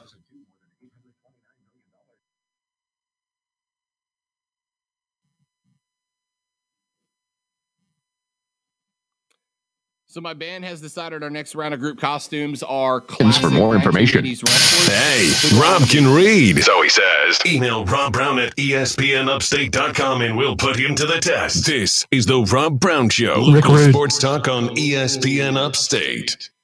Wrapping up hour number 1 here in the Rob Brown Show on ESPN Upstate. Rob Lonzo and you. The Ingles text line is open for you at 71307. Recent text that just came in. Devontae Smith is going to be a stud in the NFL. He's going to work harder than anybody, going to surprise you, Rob. Yeah, and, everybody talked about the guy who has officially called it a career. Julian Edelman retired yesterday. Another guy that was told he couldn't do it. He was undersized. He was this, that, and the other, and made a career out of being Tom Brady's security blanket. Julian Edelman walking away from the league yesterday. Nothing in my career has ever come easy. And no surprise, this isn't going to be easy either. Now, I've always said, I'm going to go until the wheels come off. And they finally have fallen off. Due to an injury last year, I'm making my official announcement of my retirement from football. It was a hard decision, but the right decision for me and my family. And I'm honored and so proud to be retiring a Patriot. Julian Edelman calling it a career yesterday. Of course, Edelman, a guy who gave me one of my favorite moments in all of sports in the greatest Super Bowl comeback of all time. Here's Joe Buck. Here's Edelman broken up, and the pass is no sign yet. Edelman comes down with a football, and they're saying it's a catch. And we'll get another look at this. Alford knocked it up into the air, and let's see who comes down with it. Oh, that's a catch. Oh, my God. That's incredible. Yes, it was. Julian Edelman picks the ball up from just atoms above the surface of the field. A miracle catch in the midst of that 28-3 comeback victory over the Atlanta Falcons in the Super Bowl. Julian Edelman calls it a career. And, we've talked about Devontae being small, being undersized, maybe a guy we question his ability to take NFL-level contact frequently. Lonzo, if he has got the mentality, the attitude, and the willingness to get nasty of Julian Edelman, Devontae Smith could very well be a weapon. I'm not saying he couldn't, Zoe. I'm just saying I don't know if the pick of Devontae would get the Carolina Panthers fans all worked up like I'd like them to be. You know, I get that, but if you play where he played in college, you got to be pretty good. And that team knows how to get people into the NFL. So you're good enough to play there, you probably got a good shot at making it in the NFL. You ain't wrong. You ain't wrong. He's bringing that Nick Saban, that Bama mentality to the game. You ain't wrong. And again, you got to ask the question, if he brings that mentality, I'm in, man. I'm in. Text line. The Ingles text line is open at 71307. Love the Darnold trade. Adam Gase was a joke. I hope we keep Teddy. Best backup in the NFL. At number 8, we need to fix the O-line. It's terrible. I'll tell you right now, Zoe, if Justin Fields is available at 8, I will cut Teddy Bridgewater to put Justin Fields on that roster as the backup and let him develop for a year or two. And that way, look, if Sam Darnold turns out to be the guy that they expected him to be out of USC, great. You got a huge chunk of trade bait in Justin Fields down the line. If Sam Darnold doesn't work out, great. You got a top 10 pick quarterback there on the roster already. Teddy gonna go because he's gonna get paid somewhere as opposed to just getting cut by Carolina, and I think that's important. But look, I'm looking for anything that sparks. And while it's not a super sexy pick to pick an O-lineman, Zoe, it would spark excitement for me because I know you're one step closer to Sam Darnold growing into that potential. Well, Justin Fields would be instantly, you'd have quarterback controversy. I mean, I want him to take him, but right away, if Darnold struggles, you know, people will be like, put in Justin Fields, and he's such a talent. I don't see how they could not do that if he struggled. So it'd be the smart move to go with alignment. Sure. 844-GSP-ESPN. I agree with you 100%. I think it's the move. To me, it's the move you have to go with. I mean, to me, it's the move you have to go with. 844-GSP-ESPN, Texas 71307 on the Ingles Market text line. Here's your chance to win $1,000 in the $1,000 cash dash on ESPN Upstate. The keyword for this upcoming 2 o'clock hour is joy. J-O-Y, as in, I'd be filled with such joy if I win $1,000 by texting joy, J-O-Y, to 72881, powered by BetQL. Let BetQL's proven data and analytics help you become a better. Download the BetQL app today. Text and data rates may apply in this national contest. Again, this hour's keyword is joy, J-O-Y. It's the $1,000 cash dash on ESPN Upstate, just around the corner, hour number 3. And we are going to be racked up. Stick around. The Rob Brown Show rolls on. It's ESPN Upstate.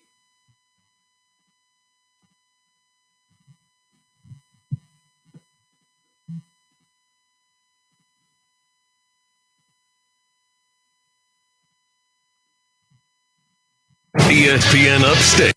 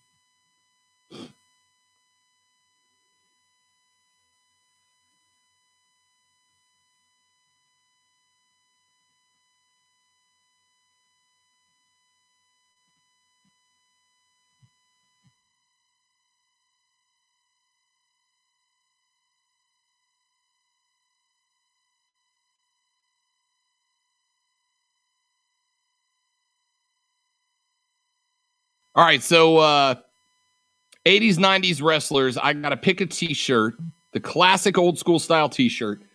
I don't hate Rick Rude. I should get a Rick Rude T-shirt with a picture of Rick Rude wearing a shirt with a picture of Rick Rude on it.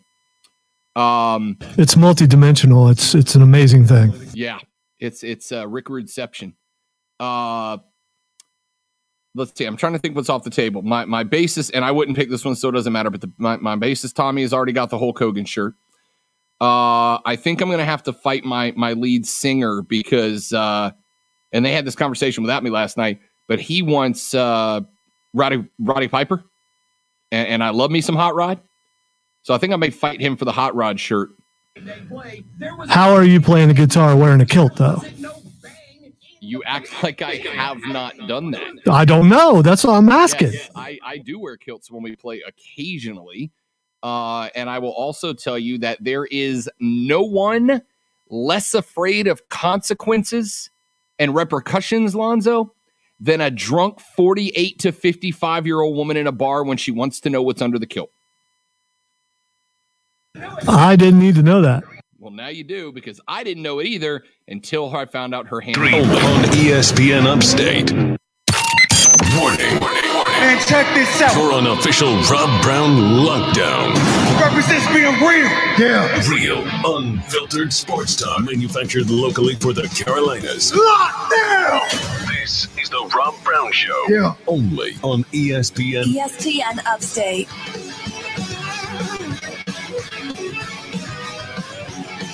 Let's get it. Hour number 3 of the Rob Brown Show goes right now. This is ESPN Upstate. Rob, Lonzo, you. Thanks for hanging out with us, ladies and gentlemen. 3 minutes after the 2 o'clock hour, we are 57 minutes away from pay dirt. Hope you're hanging out. Mark Ryan will take over at 3 o'clock with Offsides. Make sure you're around for that. The great one, Lonzo, back in the Network City. I got to tell you, Zoe, show started off a little shaky today. Got a little wobbly there for a few minutes. Last hour, Hall of Fame caliber stuff, I think, Lonzo. If I may say so myself. Well, you just want to blame me for that first hour because could you admit to the world that you check out your own behind? Yeah, I could say that you've responded in kind by the comments that you made right before we went on this hour. So, yeah. 844-GSP. And if you don't know what he said, he shouldn't repeat it right now because you can go back on the Facebook live stream and listen to it. That's true. If you missed out on any minute of the show, you have 2 options, ladies and gentlemen, 2 options. First and foremost, you can go to ESPNUpstate.com. Not only do we update it every day with the most recent and important sports news to you, the sports fans of the South Carolina Upstate, but right there at the top of the page, there's a little button that says podcast. You click on it. And in a drop-down menu, you're going to have 2 options, Offsides with Mark Ryan, The Rob Brown Show. Click on either one of them, and you can listen to all 3 hours of the show each day, every single day. Just click on the podcast button on ESPNUpstate.com. Go there and listen. And if you would like to see the shining, smiling, beautiful faces of Rob Brown and the great one, Lonzo, and on today's stream, not just the beautiful, shining faces, but Zoe actually displayed his assets on the stream earlier today. Not like the short stayed on. Don't make it weird, people. But you can go back and watch the stream at Facebook.com/ESPNUpstate, on the Rob Brown Show channel on YouTube, and on Twitter.com/The Rob Brown Show. You can watch back the whole show. And if you don't appreciate what you see, then you need your eyes checked. Ladies and gentlemen, as confident as he is humble, the great one, Lonzo, #DadKicks. All right. Let's get into some stuff in this hour of the show. We mentioned earlier that the Gamecocks basketball team has added yet another transfer out of the portal to their roster. This time, it is 6'3" guard Eric Stevenson, who will transfer in from Washington. He had opportunities to go play at Butler and BYU as well. He joined 6'2" Chico Carter Jr. out of Murray State and 6'7" AJ Wilson out of George Mason as transfer players announcing their commitment to the Gamecocks. Stevenson, a native of Lacey, Washington, started his career at Wichita State, played 2 seasons with the Shockers and 26 games last season for the Huskies. Stevenson averaged 9.3 a game, shot 36% from the floor, 30 from behind the arc, and 79% from the line. Also averaged 3.6 boards and a pair of assists per game. Also, last season, Stevenson saw action in all 26, started 23, averaged 26.4 minutes, had double figures in 12 games, pulled down at least 5 rebounds 6 times, and was second on the team in three-pointers made with 37. He's played 94 collegiate games in his career. He's averaged over 9 points, 4 boards, and 2 assists per game. So you've got now 3 transfers added to the list, and they are frankly likely not done with the transfer portal. There are still more names in the portal that Frank Martin has been talking to so far. We have talked about them a little bit. It's been interesting to see how Frank Martin is going to be attacking the transfer portal after that extension. The news broke last Friday. We gave you an in-depth breakdown of what it meant to us yesterday.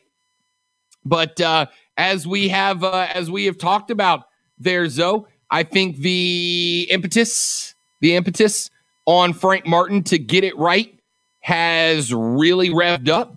I think it is massively important now that he figure it out. And if he decides that diving into the transfer portal is a way to boost this roster in terms of both success and experience, if that's what he feels he needs to do, he's got my support to do it, because, Zoe, tick, tock. Can you actually build almost a complete team from the transfer portal? We are about to find out. And if your job depended on it, you'd probably go this route too, because at least with transfer portal players, you've got some tape of them playing at the collegiate level. So you know what you get when you bring them in. Whereas the high school players, you don't really know. So it's going to be interesting to see if this works for him. And if it does going forward, is this how he's going to do it every year if he continues to work for the South Carolina Gamecocks? Yeah, it kind of creates a new set of challenges, right? Because if you're going transfer portal, you don't know the attitude, you don't get you don't know the mentality of the guys you're bringing that you're bringing in. Are you bringing in a guy who is a team player? A lot of people are saying no. Well, if you leave your team mid commitment, you're clearly not a team guy. Are you bringing in a guy who has a me-first mentality? He wasn't getting what he thought he deserved at the old school, so he wants out. Or are you just bringing out a guy who goes, you know what, my college experience wasn't what I expected? We talked earlier in the week about Chico, about the other transfer, the young man from Serbia who is looking at coming in.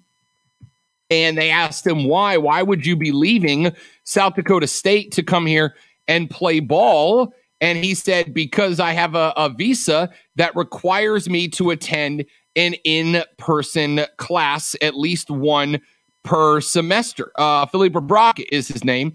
He said he's got to attend at least one in-person class per semester. He's moving into his master's program, and the master's program that they offer there at North Dakota, not South Dakota, at North Dakota, is a fully online program, so he cannot legally stay in the country if he takes those classes. So he was looking for a place where he can continue to search his master's, can take an online class so he can stay on his visa, and can continue to grow what's been a pretty impressive basketball career so far. That's a guy right there, Lonzo, that I'm looking at and going, hey, man, there's character. He's committed to the education. He's about to start his master's program. He wants a place that has the master's program he wants to jump into. Staying in school, staying in this country is a priority of his, and he's been successful on the floor. This is one of those reasons, though, that the transfer portal can work out, because there are kids in it that circumstances dictate they just need something different to be successful. And if Rebraka comes through for South Carolina, that's a big get for them to add transfer portal player number 4. Either way, you don't know. The biggest challenge, I think, Zoe, is building chemistry, right? You're bringing in these guys from different backgrounds. They've all played at different schools and different systems, etc. So the biggest challenge for Frank Martin now for these new guys is going to be building chemistry with his team. Zoe, I would rather have guys I know want to be there. I would rather have guys with some experience, some leadership, etc., and work on chemistry than bring in a bunch of high school recruits and have to work on chemistry and growing young players. I agree with you about chemistry and how important it is, but how quickly can you get chemistry if you're bringing in a bunch of freshmen, the one and dones? And teams have been able to do that. At least with the one guy, you're getting someone smart. You don't get your masters and not be intelligent. So you're getting a great player there, a smart player that can help bring the team together. And chemistry is important, but if you got a couple guys that are really good, people around them will gel towards them because they're going to like winning. All right. 844-477-3776, 844-GSP-ESPN. Breaking NFL news, which is very interesting and I'm sure is not going to spark any debate at all. #sarcasm. I'll tell you what that is when we come back in a minute. I'm Rob Hezo. The Rob Brown Show's on the radio. This is ESPN Upstate.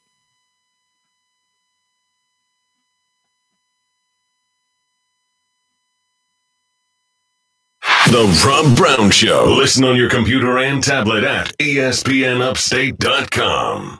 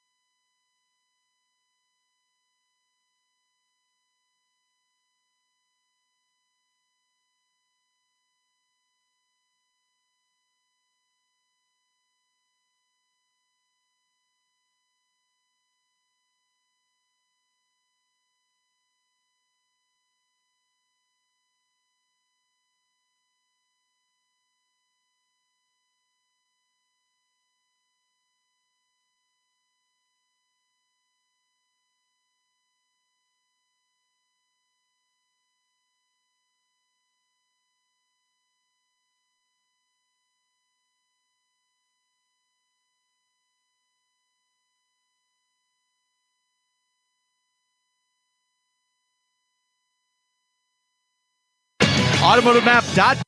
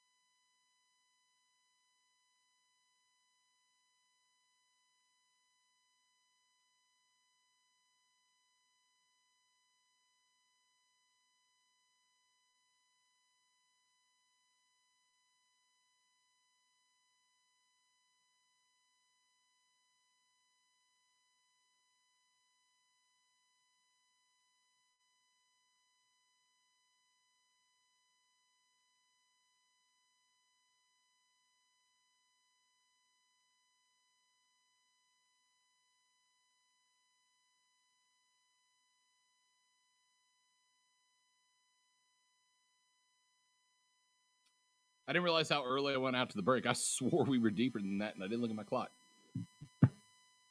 Yeah, you shocked me a little bit, but, you know. My bad. I looked down. I thought we were way deeper, and I don't know why I didn't look at the clock before I started my out. You know what you're getting ready to get into. You know it's going to be heated, and you know it's going to take a longer segment. Yeah, you're not wrong.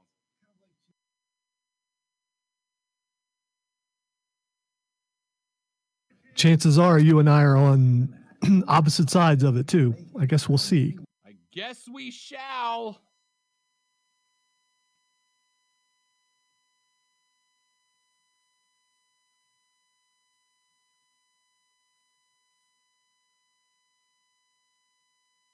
I'm assuming that means you know what I'm talking about. Yes.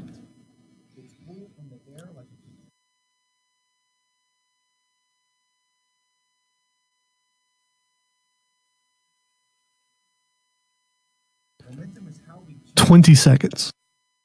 20 seconds.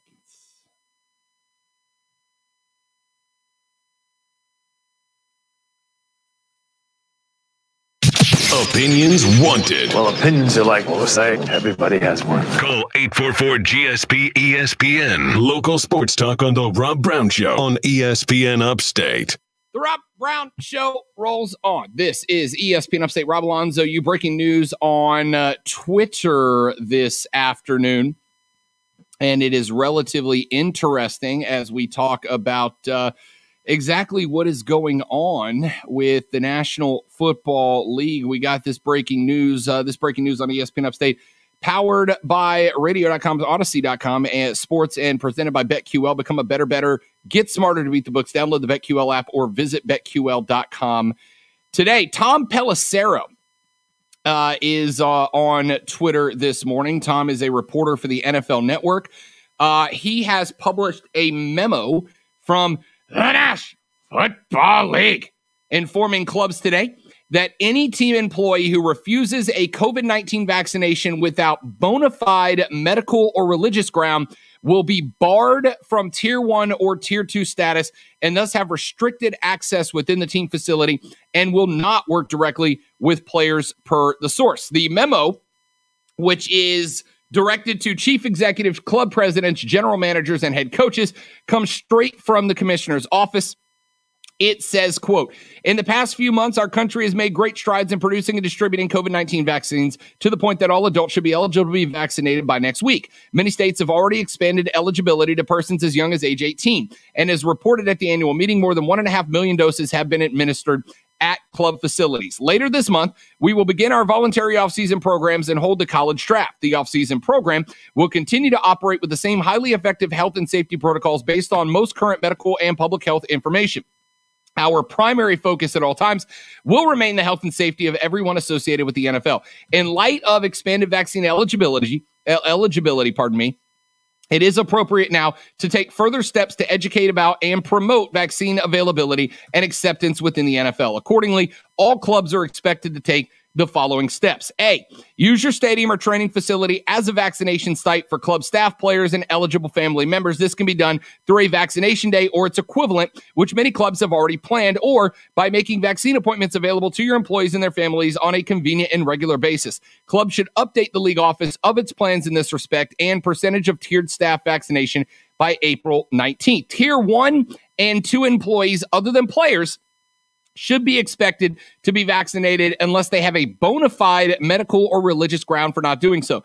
Any staffer that refuses to be vaccinated without either a religious or medical reason will not be eligible for Tier 1 or 2 status and therefore will not be permitted access to the football-only restricted area and may not work directly or in close proximity with players. Furthermore, as noted below, we anticipate relaxing various aspects of the protocols such as close contact quarantine restrictions regarding locker room meetings and cafeteria use and testing cadence for vaccinated individuals, end quote. So the NFL now saying, if you do not get the vaccine on any ground other than a, quote, bona fide medical or religious ground, then you can continue work, but you will be barred Tier 1 or Tier 2 status, which means that you cannot work directly with players. You cannot work directly in football-only portions of locker rooms and stadiums, et cetera, et cetera. The NFL bringing the hammer down and saying vaccinations are not mandatory, but you will not be working in close contact with players if you do not get it. And frankly, Lonzo, I am unsurprised by this news. We are still seeing games. We saw the DC Nationals baseball team have to miss their first 4 or 5 days of the season because of it. We have still seen some hockey teams. I think it was at the Canucks last week that had 14 players pop a positive, some of them likely false positives, but 14 players on the roster, over half the roster, end up getting COVID-19 or at least testing positive for it. The NFL knows at the end of the day, the bottom line is the bottom line. And if they have a breakout of one club, it will throw chaos into the season this year. They are trying to avoid it. Therefore, anybody that is going to or required to be in direct contact with the players will either take the vaccine or not be able to work in that capacity. Zoe, I am completely and entirely unsurprised by this. And you'll notice they put the word bona fide exceptions in there. This is not going to be one of those cases where they are going to allow someone to just go, oh, it's against my religion. You're going to have to prove that to them. And frankly, Zoe, I don't really have an issue with it. All right. So I do have an issue with it on a couple levels. And I've had this conversation with family members, and I'm sure a lot of people have had this conversation. What do you do if your place that you work at says if you don't take the vaccine, then you can't come to work? What do you do in that case? Because they're forcing you into doing something that you may not want to do. And here's the thing. It should be the decision of the individual, and you may disagree with this, but look at what's going on with Johnson & Johnson's vaccine right now. Blood clots that can cause death. There are a lot of things. These things have been tested, but they haven't been tested enough.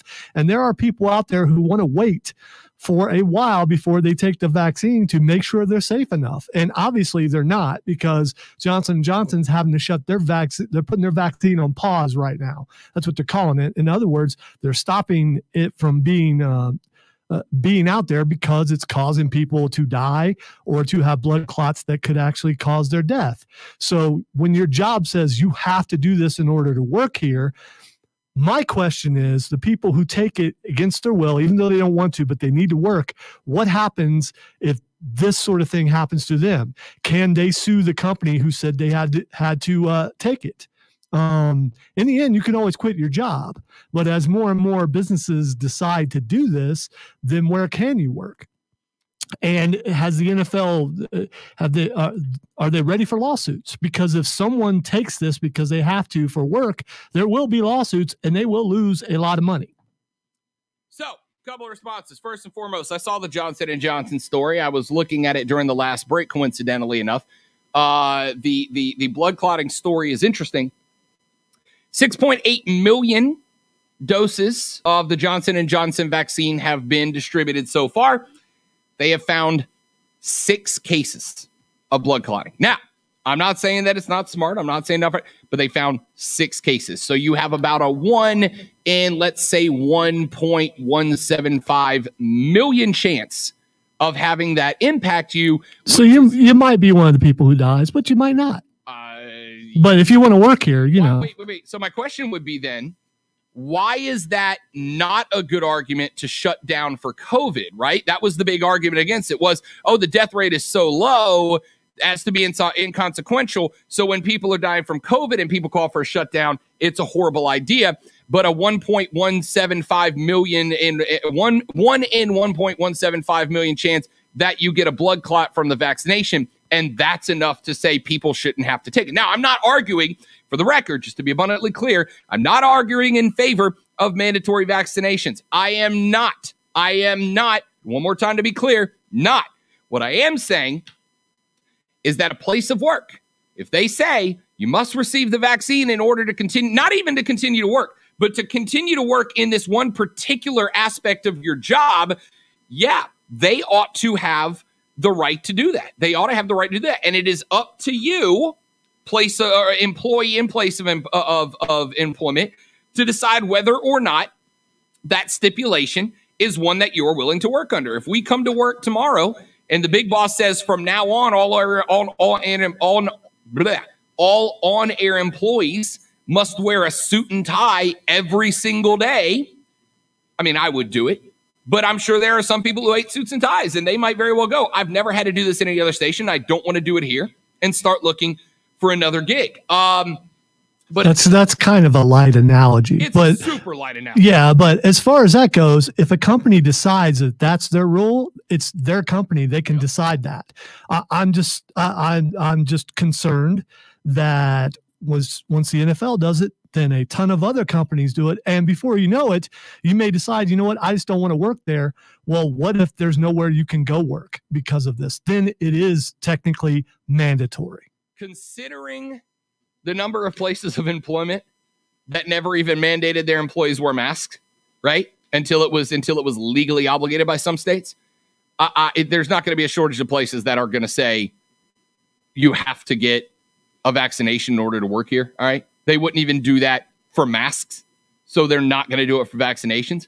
But again, remember what happens, Rob, if Tom Brady says, well, I'm not taking the vaccine. Does Tom Brady not play? No, the NFL based on, and you'll notice that in this press release, in this memo we just read out, you'll notice that they didn't say a single thing about players having to be vaccinated. Not a word. I will be shocked if they make it mandatory for players to get vaccinated, because they know there are a large number of players that are against it. They just are. And the NFL, again, you can call this hypocritical. It is hypocritical. That's definitely hypocritical. I agree entirely. If I'm a player and I know that half the roster across from me refuse to get vaccinated, I have a problem with it. All right, I do. Just like I can tell you straight up right now, if I find that there is a place of business where the owner tells his people not to get vaccinated, right? I'm not saying makes it mandatory, but tells them not to do it, I will not be bringing my purchasing dollars there anymore. All right. So the NFL understands that having employees vaccinated is not that it'll stop, but it is likely going to be the most effective way to prevent an inside. Because here's the thing. We talk about the players, and if there's a breakout amongst players, and it would be bad, it would create a problem. But the team will have to shut down if there is a breakout amongst front office employees as well. If the folks who run the game day operations have a breakout, you can't have a game day without the operators to do the operation. So I am 0% surprised by this from the NFL. I will absolutely call them hypocritical. Absolutely call them hypocritical. If they do not have the same policy in place for the players, absolutely. But I'll take what I can get. Text line 71307. A couple of texts that have come in. At ESPN, why are they calling the shot a vaccine? The jab does not meet definition of a vaccine. I don't know what you mean by that. It is a vaccine. If you want to send a second text and clarify, have at. I'm certainly to hear it. At ESPN, here's a better analogy. Complications for obesity cause 650,000 deaths per year. That drives price of insurance up. High cost of treatment leads to bad health outcomes. Is it fair for a business to make workers meet at a BMI requirement in the interest of public health? This stuff doesn't go backwards. Again, I think this is, to me, from the perspective of a business, though, here in the NFL, if our boss came to us tomorrow and said, here's the deal, and you can't do this because it would be discriminatory, and I know that people are going to say, well, why isn't it the same? Well, because Lonzo or I being overweight, we can't sneeze on somebody and make them overweight too, all right? Fat's not contagious. If it was, everybody in my circle would have a problem. Obviously, the virus is highly contagious, and that's where that difference comes from. But Zoe, when it comes down to it, it's just about how do we get through the season? How do we get through the season as normally as possible? The NFL, I think we sometimes forget, is a private business. It's a private enterprise. They have the right to put down those regulations and policies as they see fit. And if you don't like it, don't work there. It's the same as the gay wedding cake the fight that took place years ago. If you don't like it, don't work there. But that business has a right to run itself the way it wants to. And if that's Goodell's decision, that's Goodell's decision. I agree with you. But again, the firestorm that will be coming if they don't require the players to do the same, it's just showing preferential treatment, and they can do that. They can do that as long as it's not discrimination. You can prefer one employee over the other. You can say this employee is more valuable, and if they don't want to do it, that's fine. But what happens if there's still a breakout, and the breakout happens within the players, and the players aren't required of vaccination? How does that look on the NFL? Question. Jason is on the line. Let's get Jason in here to talk a little bit about it. Jason, my man, appreciate the phone call. Thanks for taking a minute. Welcome to the show, pal. Yeah, thanks for taking my call. And I kind of agree with the sentiment you are really saying, Rob. You just, whether you're not saying, I don't believe in mandatory vaccination really for a law, but the individual companies do have that right, and it's a good thing to get. It really is, and maybe there's some health issues where you're not able to get that. And it's one thing that's good that we're seeing is that those who are most at risk have gotten, and the death rates have plummeted, quite a bit. A lot of elderly and people like that, most of them are getting it. But I would like to see the sports leagues require it simply because, I guess, from my selfish point of view, I want to see the season get done. And, obviously, you'd probably still have cases here and there, but it was significantly drop and definitely would be a decrease in interruption. Since we're on the topic of baseball, the umpires, I believe the game of baseball, of course it is the easiest to officiate. And with the 95% of that, of the umpire's work, is how he calls balls and strikes. So I guess the next bargaining agreement or whatever, I think the Major League Baseball, they've got the upper hand in them. Just like you were saying yesterday, just get a computer to call it somehow. I don't know how that's done, but I know it has been tried. I then call balls and strikes, and if the umpires don't want it, tough luck. We'll find someone else to officiate. And it's not going to be like we had in football. What was it, a decade ago? When, we had the replacement officials, and we never really noticed the difference. We really noticed the worth of the top football officials in the world. So just want to comment on that, and I appreciate you taking my call. Jason, thank you very much. Appreciate you jumping in here. 844-GSP, ESPN, 844-477-3776 is the number. Jason took a left-hand turn on me while we're on baseball. Well, we weren't, but go ahead. I'm good with it. Because Jason agrees with me. So that makes me more likely to have you on air longer. I don't know, Zoe, I don't know if there's a ton more to add regarding this decision from the National Football League. I will be interested to see if they expand this protocol to all players who do not have a valid medical or religious exemption, a bona fide medical or religious exemption. Lawyers are salivating. That's all I'm saying. I'm sure that they are, and as well they should be. The NFL's got their roster of lawyers too, right? They got their roster of lawyers too. So it'll be very interesting. But again, I'm interested mainly because they put those words bona fide right in the middle. There must be a bona fide exception. You just can't come and go, nope, it's against my religion. Great, prove it. You have to prove it. Prove that you're involved in this. And there's that. Where's a list of those parameters to say this is what's bona fide and this is what will give you religious exemption? Yeah. I would like to see that list. I will be interested in it. I agree. I would be interested to see how they play this whole thing out.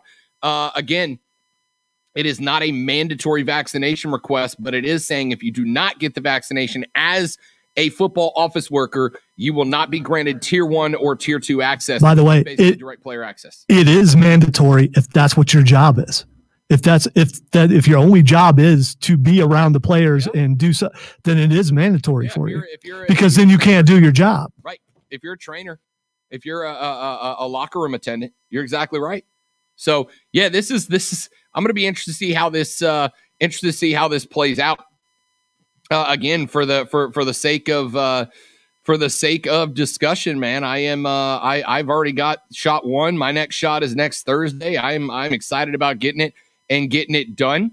No one is mandating it, but the NFL is a private company. And they can make this call if they want. I'll be interested to see what legal pushback they get. Quick break. Back after this on the Rob Brown Show. Rob Lonzo, you. This is ESPN Upstate. Georgia.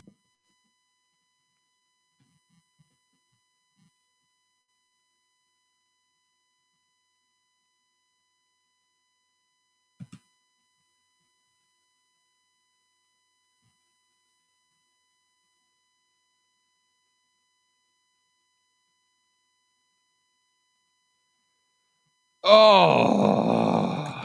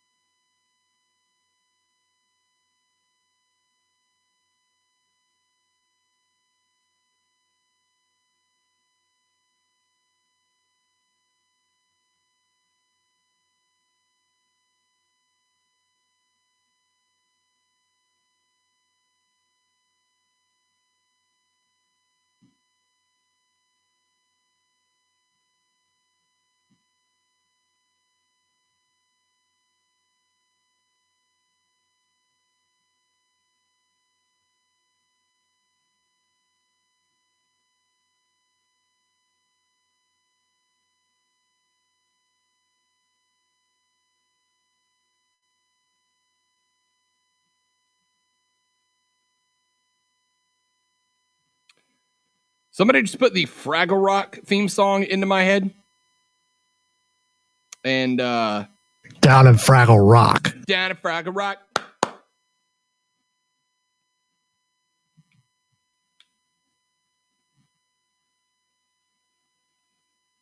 I wonder what those bridges actually taste like.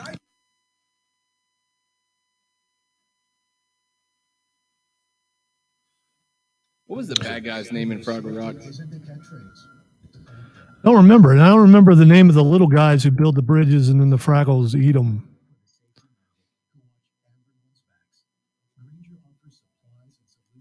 Doozers. And yes, Doozers. Or Dozer. Sorry, it was Dozer, wasn't it? It was Dozer.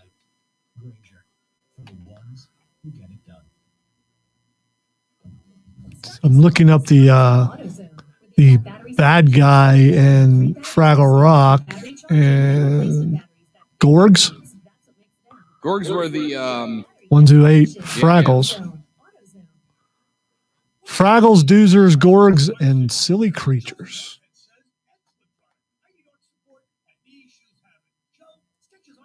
Someone actually asked, did Fraggles eat radishes? Why? They did. So they I don't remember. I remember that they must sneak into the Gorg's garden to obtain radishes. And the Gorgs were like basically farmers, and they grew the radishes, and they used the radishes to make anti-vanishing cream because they would disappear without the radishes, right? If they didn't have the radishes, they would die. And the Fraggles, how did the Fraggles get away with that?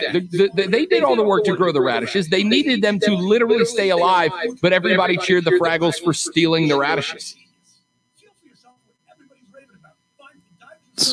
It's horrible, horrible. Justified thievery, I suppose. 1 minute. I mean, the Fraggles needed to eat too, I guess.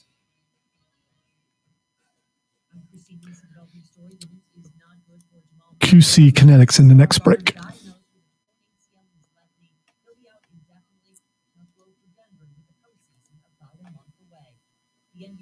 Down in Fraggle Rock. See, what's unfortunate is that they put it in your head and then you put it in my head. Now I can't get it out of my head. So I'll be going in the office here in about 20 minutes and playing the theme from Fraggle Rock to get it out of my head. And if anyone walks by, they won't think anything different. Do you believe that the best way to solve an earwig is to listen to that song? I don't think it's true. I kind of believe it. I'm willing to give it a shot. And then there's a thing that I haven't heard the theme in so long. I kind of want to hear it again. Text us anytime at 71307. Use keyword ESPN followed by your comment. Local sports talk on The Rob Brown Show on ESPN Upstate. The Rob Brown Show rolls on. This is ESPN Upstate. Here's a few texts that have come in on the Ingles Market text line at ESPN. So what will the NFL do when they try to implement that in states that have not passed a non-discrimination law against people who have chosen not to get the vaccine, like South Carolina? There will be tons of lawsuits. I doubt there will be tons, to tell you the truth. I think there will probably be a few from inside the league. But again, I don't know of, and I am not an attorney, nor did I stay in a Holiday Inn Express last night, but I am curious about this and have spent some time looking at it.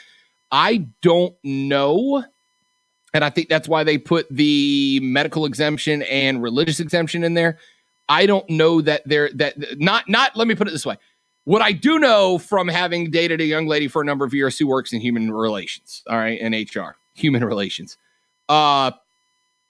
human resources, sorry, is the correct term, human resources. Being vaccinated or not is not a protected class. It is not a protected class. So you would not be covered by the default setup of most of those anti-discrimination policies. You are only protected if you are in a protected class. Gender, religion, what's the other ones? There's a handful of them. Gender, religion, class, race, religion, and there's one or two more I'm missing, but those are protected classes. I am unaware of there being a state where electing to get the vaccine would place you into protected class where you would have an anti-discrimination policy.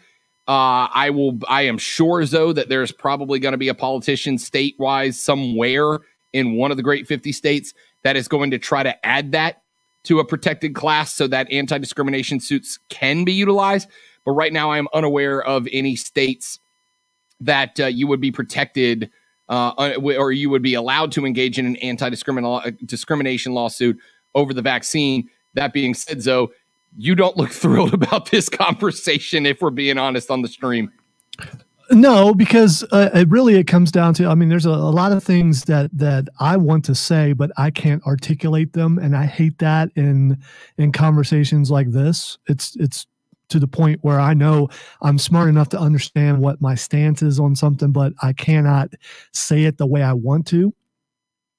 I'm concerned. I really am. And I knew it would start somewhere where whether they say it's required or not, it's required. I mean, if you're an employee and you see this, you're being required to do it. And what's going to happen, and I'm also thinking of long-term, I mean, people are jumping in and taking this vaccination and not thinking about what the long-term problems could be, because we don't know, because it's brand new. And it's just like anything else. You jump in and you take something, and then you find out later, like the people who took the Johnson & Johnson thing, that there are problems with it. And I know there's a risk at taking it, but when you're forcing someone to take a risk, then that becomes a problem.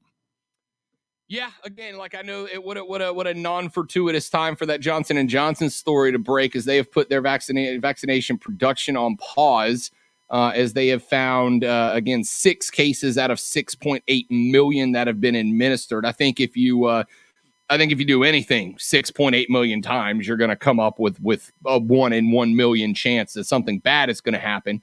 I would say your odds of getting hit by another car while driving are significantly lower than 1 in 1.15 million or whatever it is. But again, it's going to be interesting to see what challenges the NFL faces. Let's do this. Let's take our final break. When we come back here in just a minute from now, we play everybody's favorite game, Twitter trending topic. Zoe tells me what's trending on Twitter. I give you 30 to 45 seconds about what I know about it. And if I don't know anything about it, I make it up, like most things in my career. That's next on the Rob Brown Show. Rob Lonzo and you. This is ESPN Upstate. QC Kinetics. The Rob Brown Show. Listen on your Amazon or Google smart speaker. Just say, play ESPN Upstate. Hey, about my friends at QC Kinetics. Why? Because you, like me, well, there's a pretty good chance, you suffer from some sort of pain. joint pain, muscle pain, etc. It just comes with age. It's kind of a reality that we all face, if we're being honest with each other, whether it's your knees and your hips and your ankles wearing down from athletics. Maybe you just want to be able to pick up your grandkids without your lower back feeling like it is in fuego. You need to call QC Kinetics. They offer non-surgical regenerative therapy, science-based therapy that helps to rebuild and maximize the efficiency of the tissue in your joints that is built up to protect you from that pain and inflammation. They have taken this science. It's been available for years to top-tier athletes. Well, now it's available to you right here in the upstate. If you've been told surgery is your only option, there is a better alternative, and it is from our friends at QC Kinetics. Whether you are dealing with knee pain, shoulder pain, elbow pain, wrist pain, ankle pain, lower back pain, hip pain, arthritis, carpal tunnel, finger and toe pain, foot and hand pain, nerve pain, plantar fasciitis, tendonitis, or tendon, ligament, and muscle pain, QC Kinetics can help you feel better without getting sliced and diced. Go to their website right now, qckinetics.com, qckinetics.com, to learn all about the science of the therapy and how it works, or give them a call today at 864-448-3772, 864-448-3772. Mention the Rob Brown Show. Get that consultation set up. Let them explain how they can help you feel better, faster, naturally with our friends at QC Kinetics.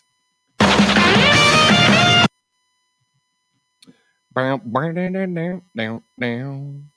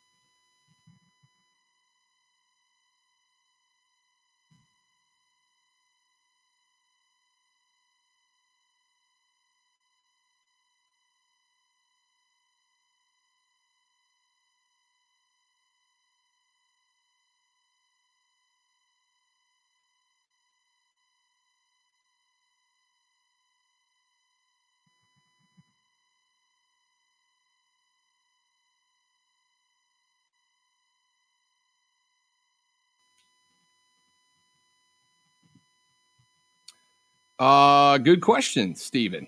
We will see if we can find out when Zoe comes back. I'm sure that's what he went to check on.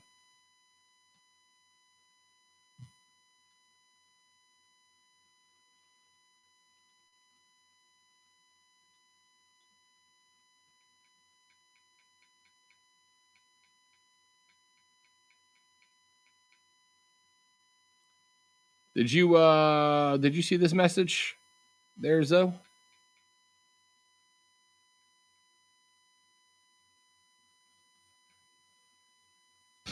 I did not.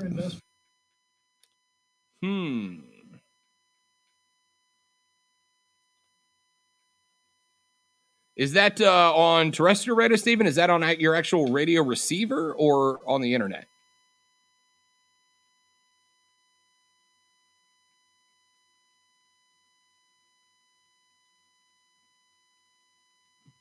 Let's find out.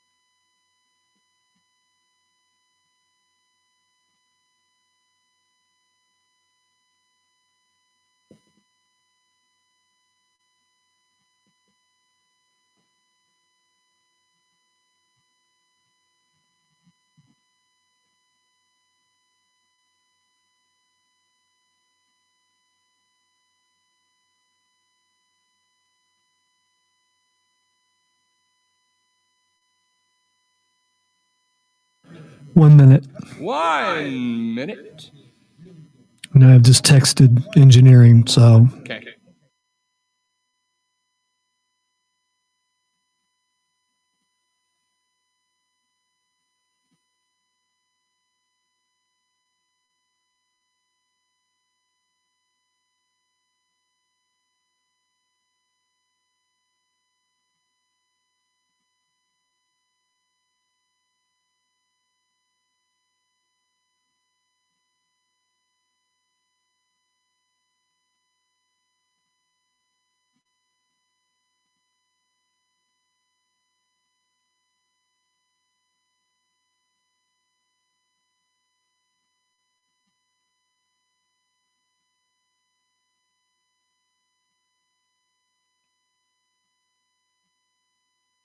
And now, the Rob Brown Show presents Twitter Trending Topics.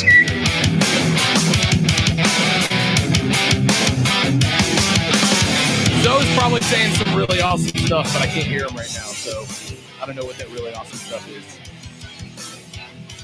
Still can't hear Lonzo. Wonder if Lonzo can hear me. Yeah, I can hear you.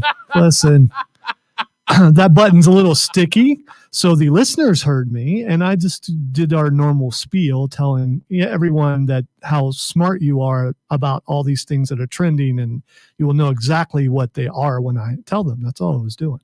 There's a lot of compliments to you, and now you'll never hear them. All right, the first thing that's trending is Zombie Tiger. Do what now? Zombie Tiger. Zombie Tiger.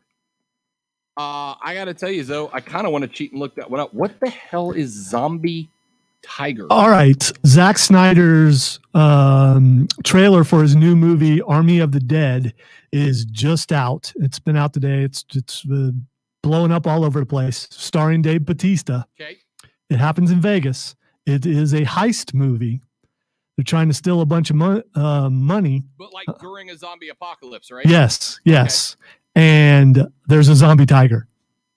And so Zombie Tiger so is it's literally what yes, literally a zombie yes. tiger. Just Google Zombie Tiger and it will show it on top of a car.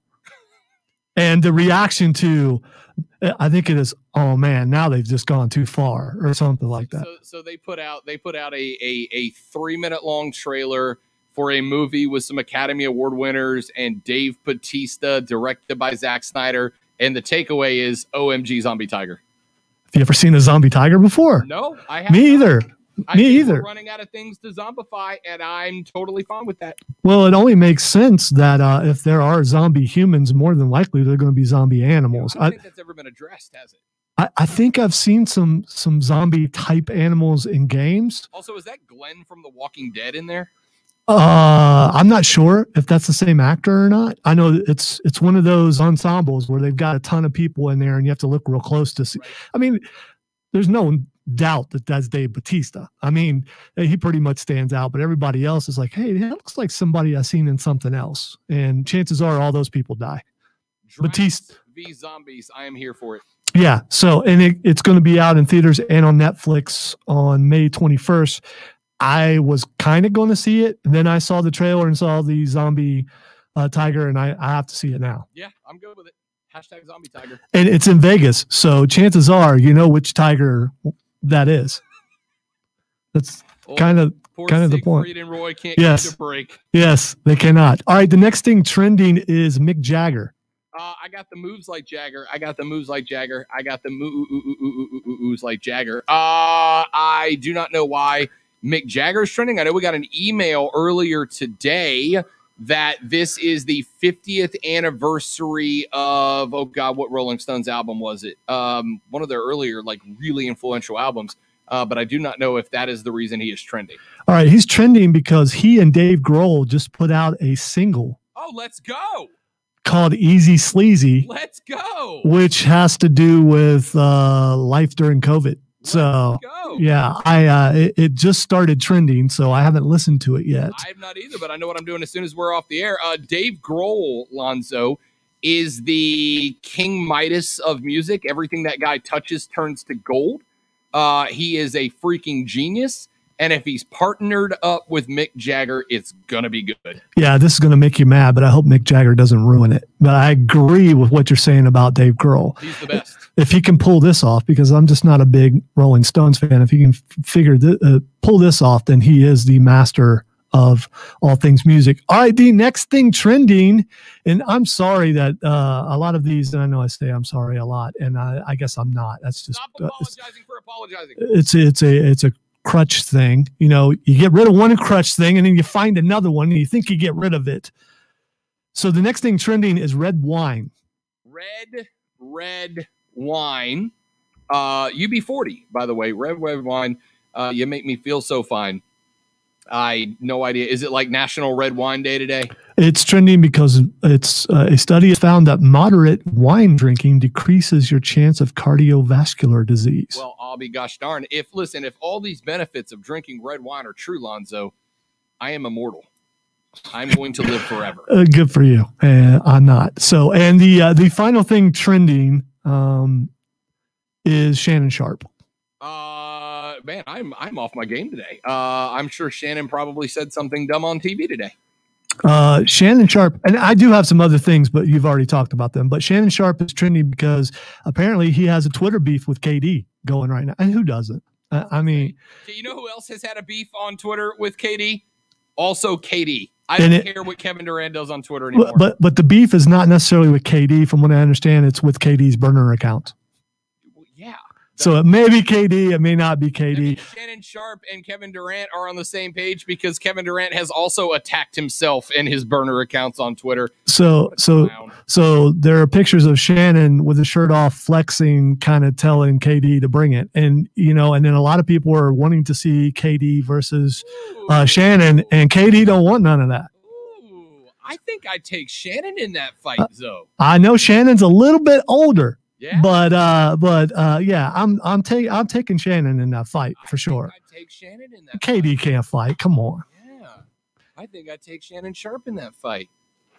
I got more interest in that than a Logan Paul boxing match, which by the way is this weekend if I recall correctly. Really? Is it? I guess I'll have to check into that for Thursday. How do I know more about that than you, though? Because it's Logan Paul and I don't care. But you're the boxing guy, so we'll see what happens. And I know that hurt. I'm sorry. I apologize. If this will make you feel better, I'm going home to look at the mirror. You know why? Let's try to win you $1,000 and stop talking about that thing that Zoe's trying to make us think about. Here's your chance to win $1,000 in the $1,000 cash dash on ESPN Upstate. Your keyword for this upcoming hour is donut, as in Zoe, put down the donut or you'll stop appreciating your own backside. Text donut, D-O-N-U-T, to 72881, 72881, powered by BetQL. Let BetQL's proven data and analytics help you become a better. Download the BetQL app today.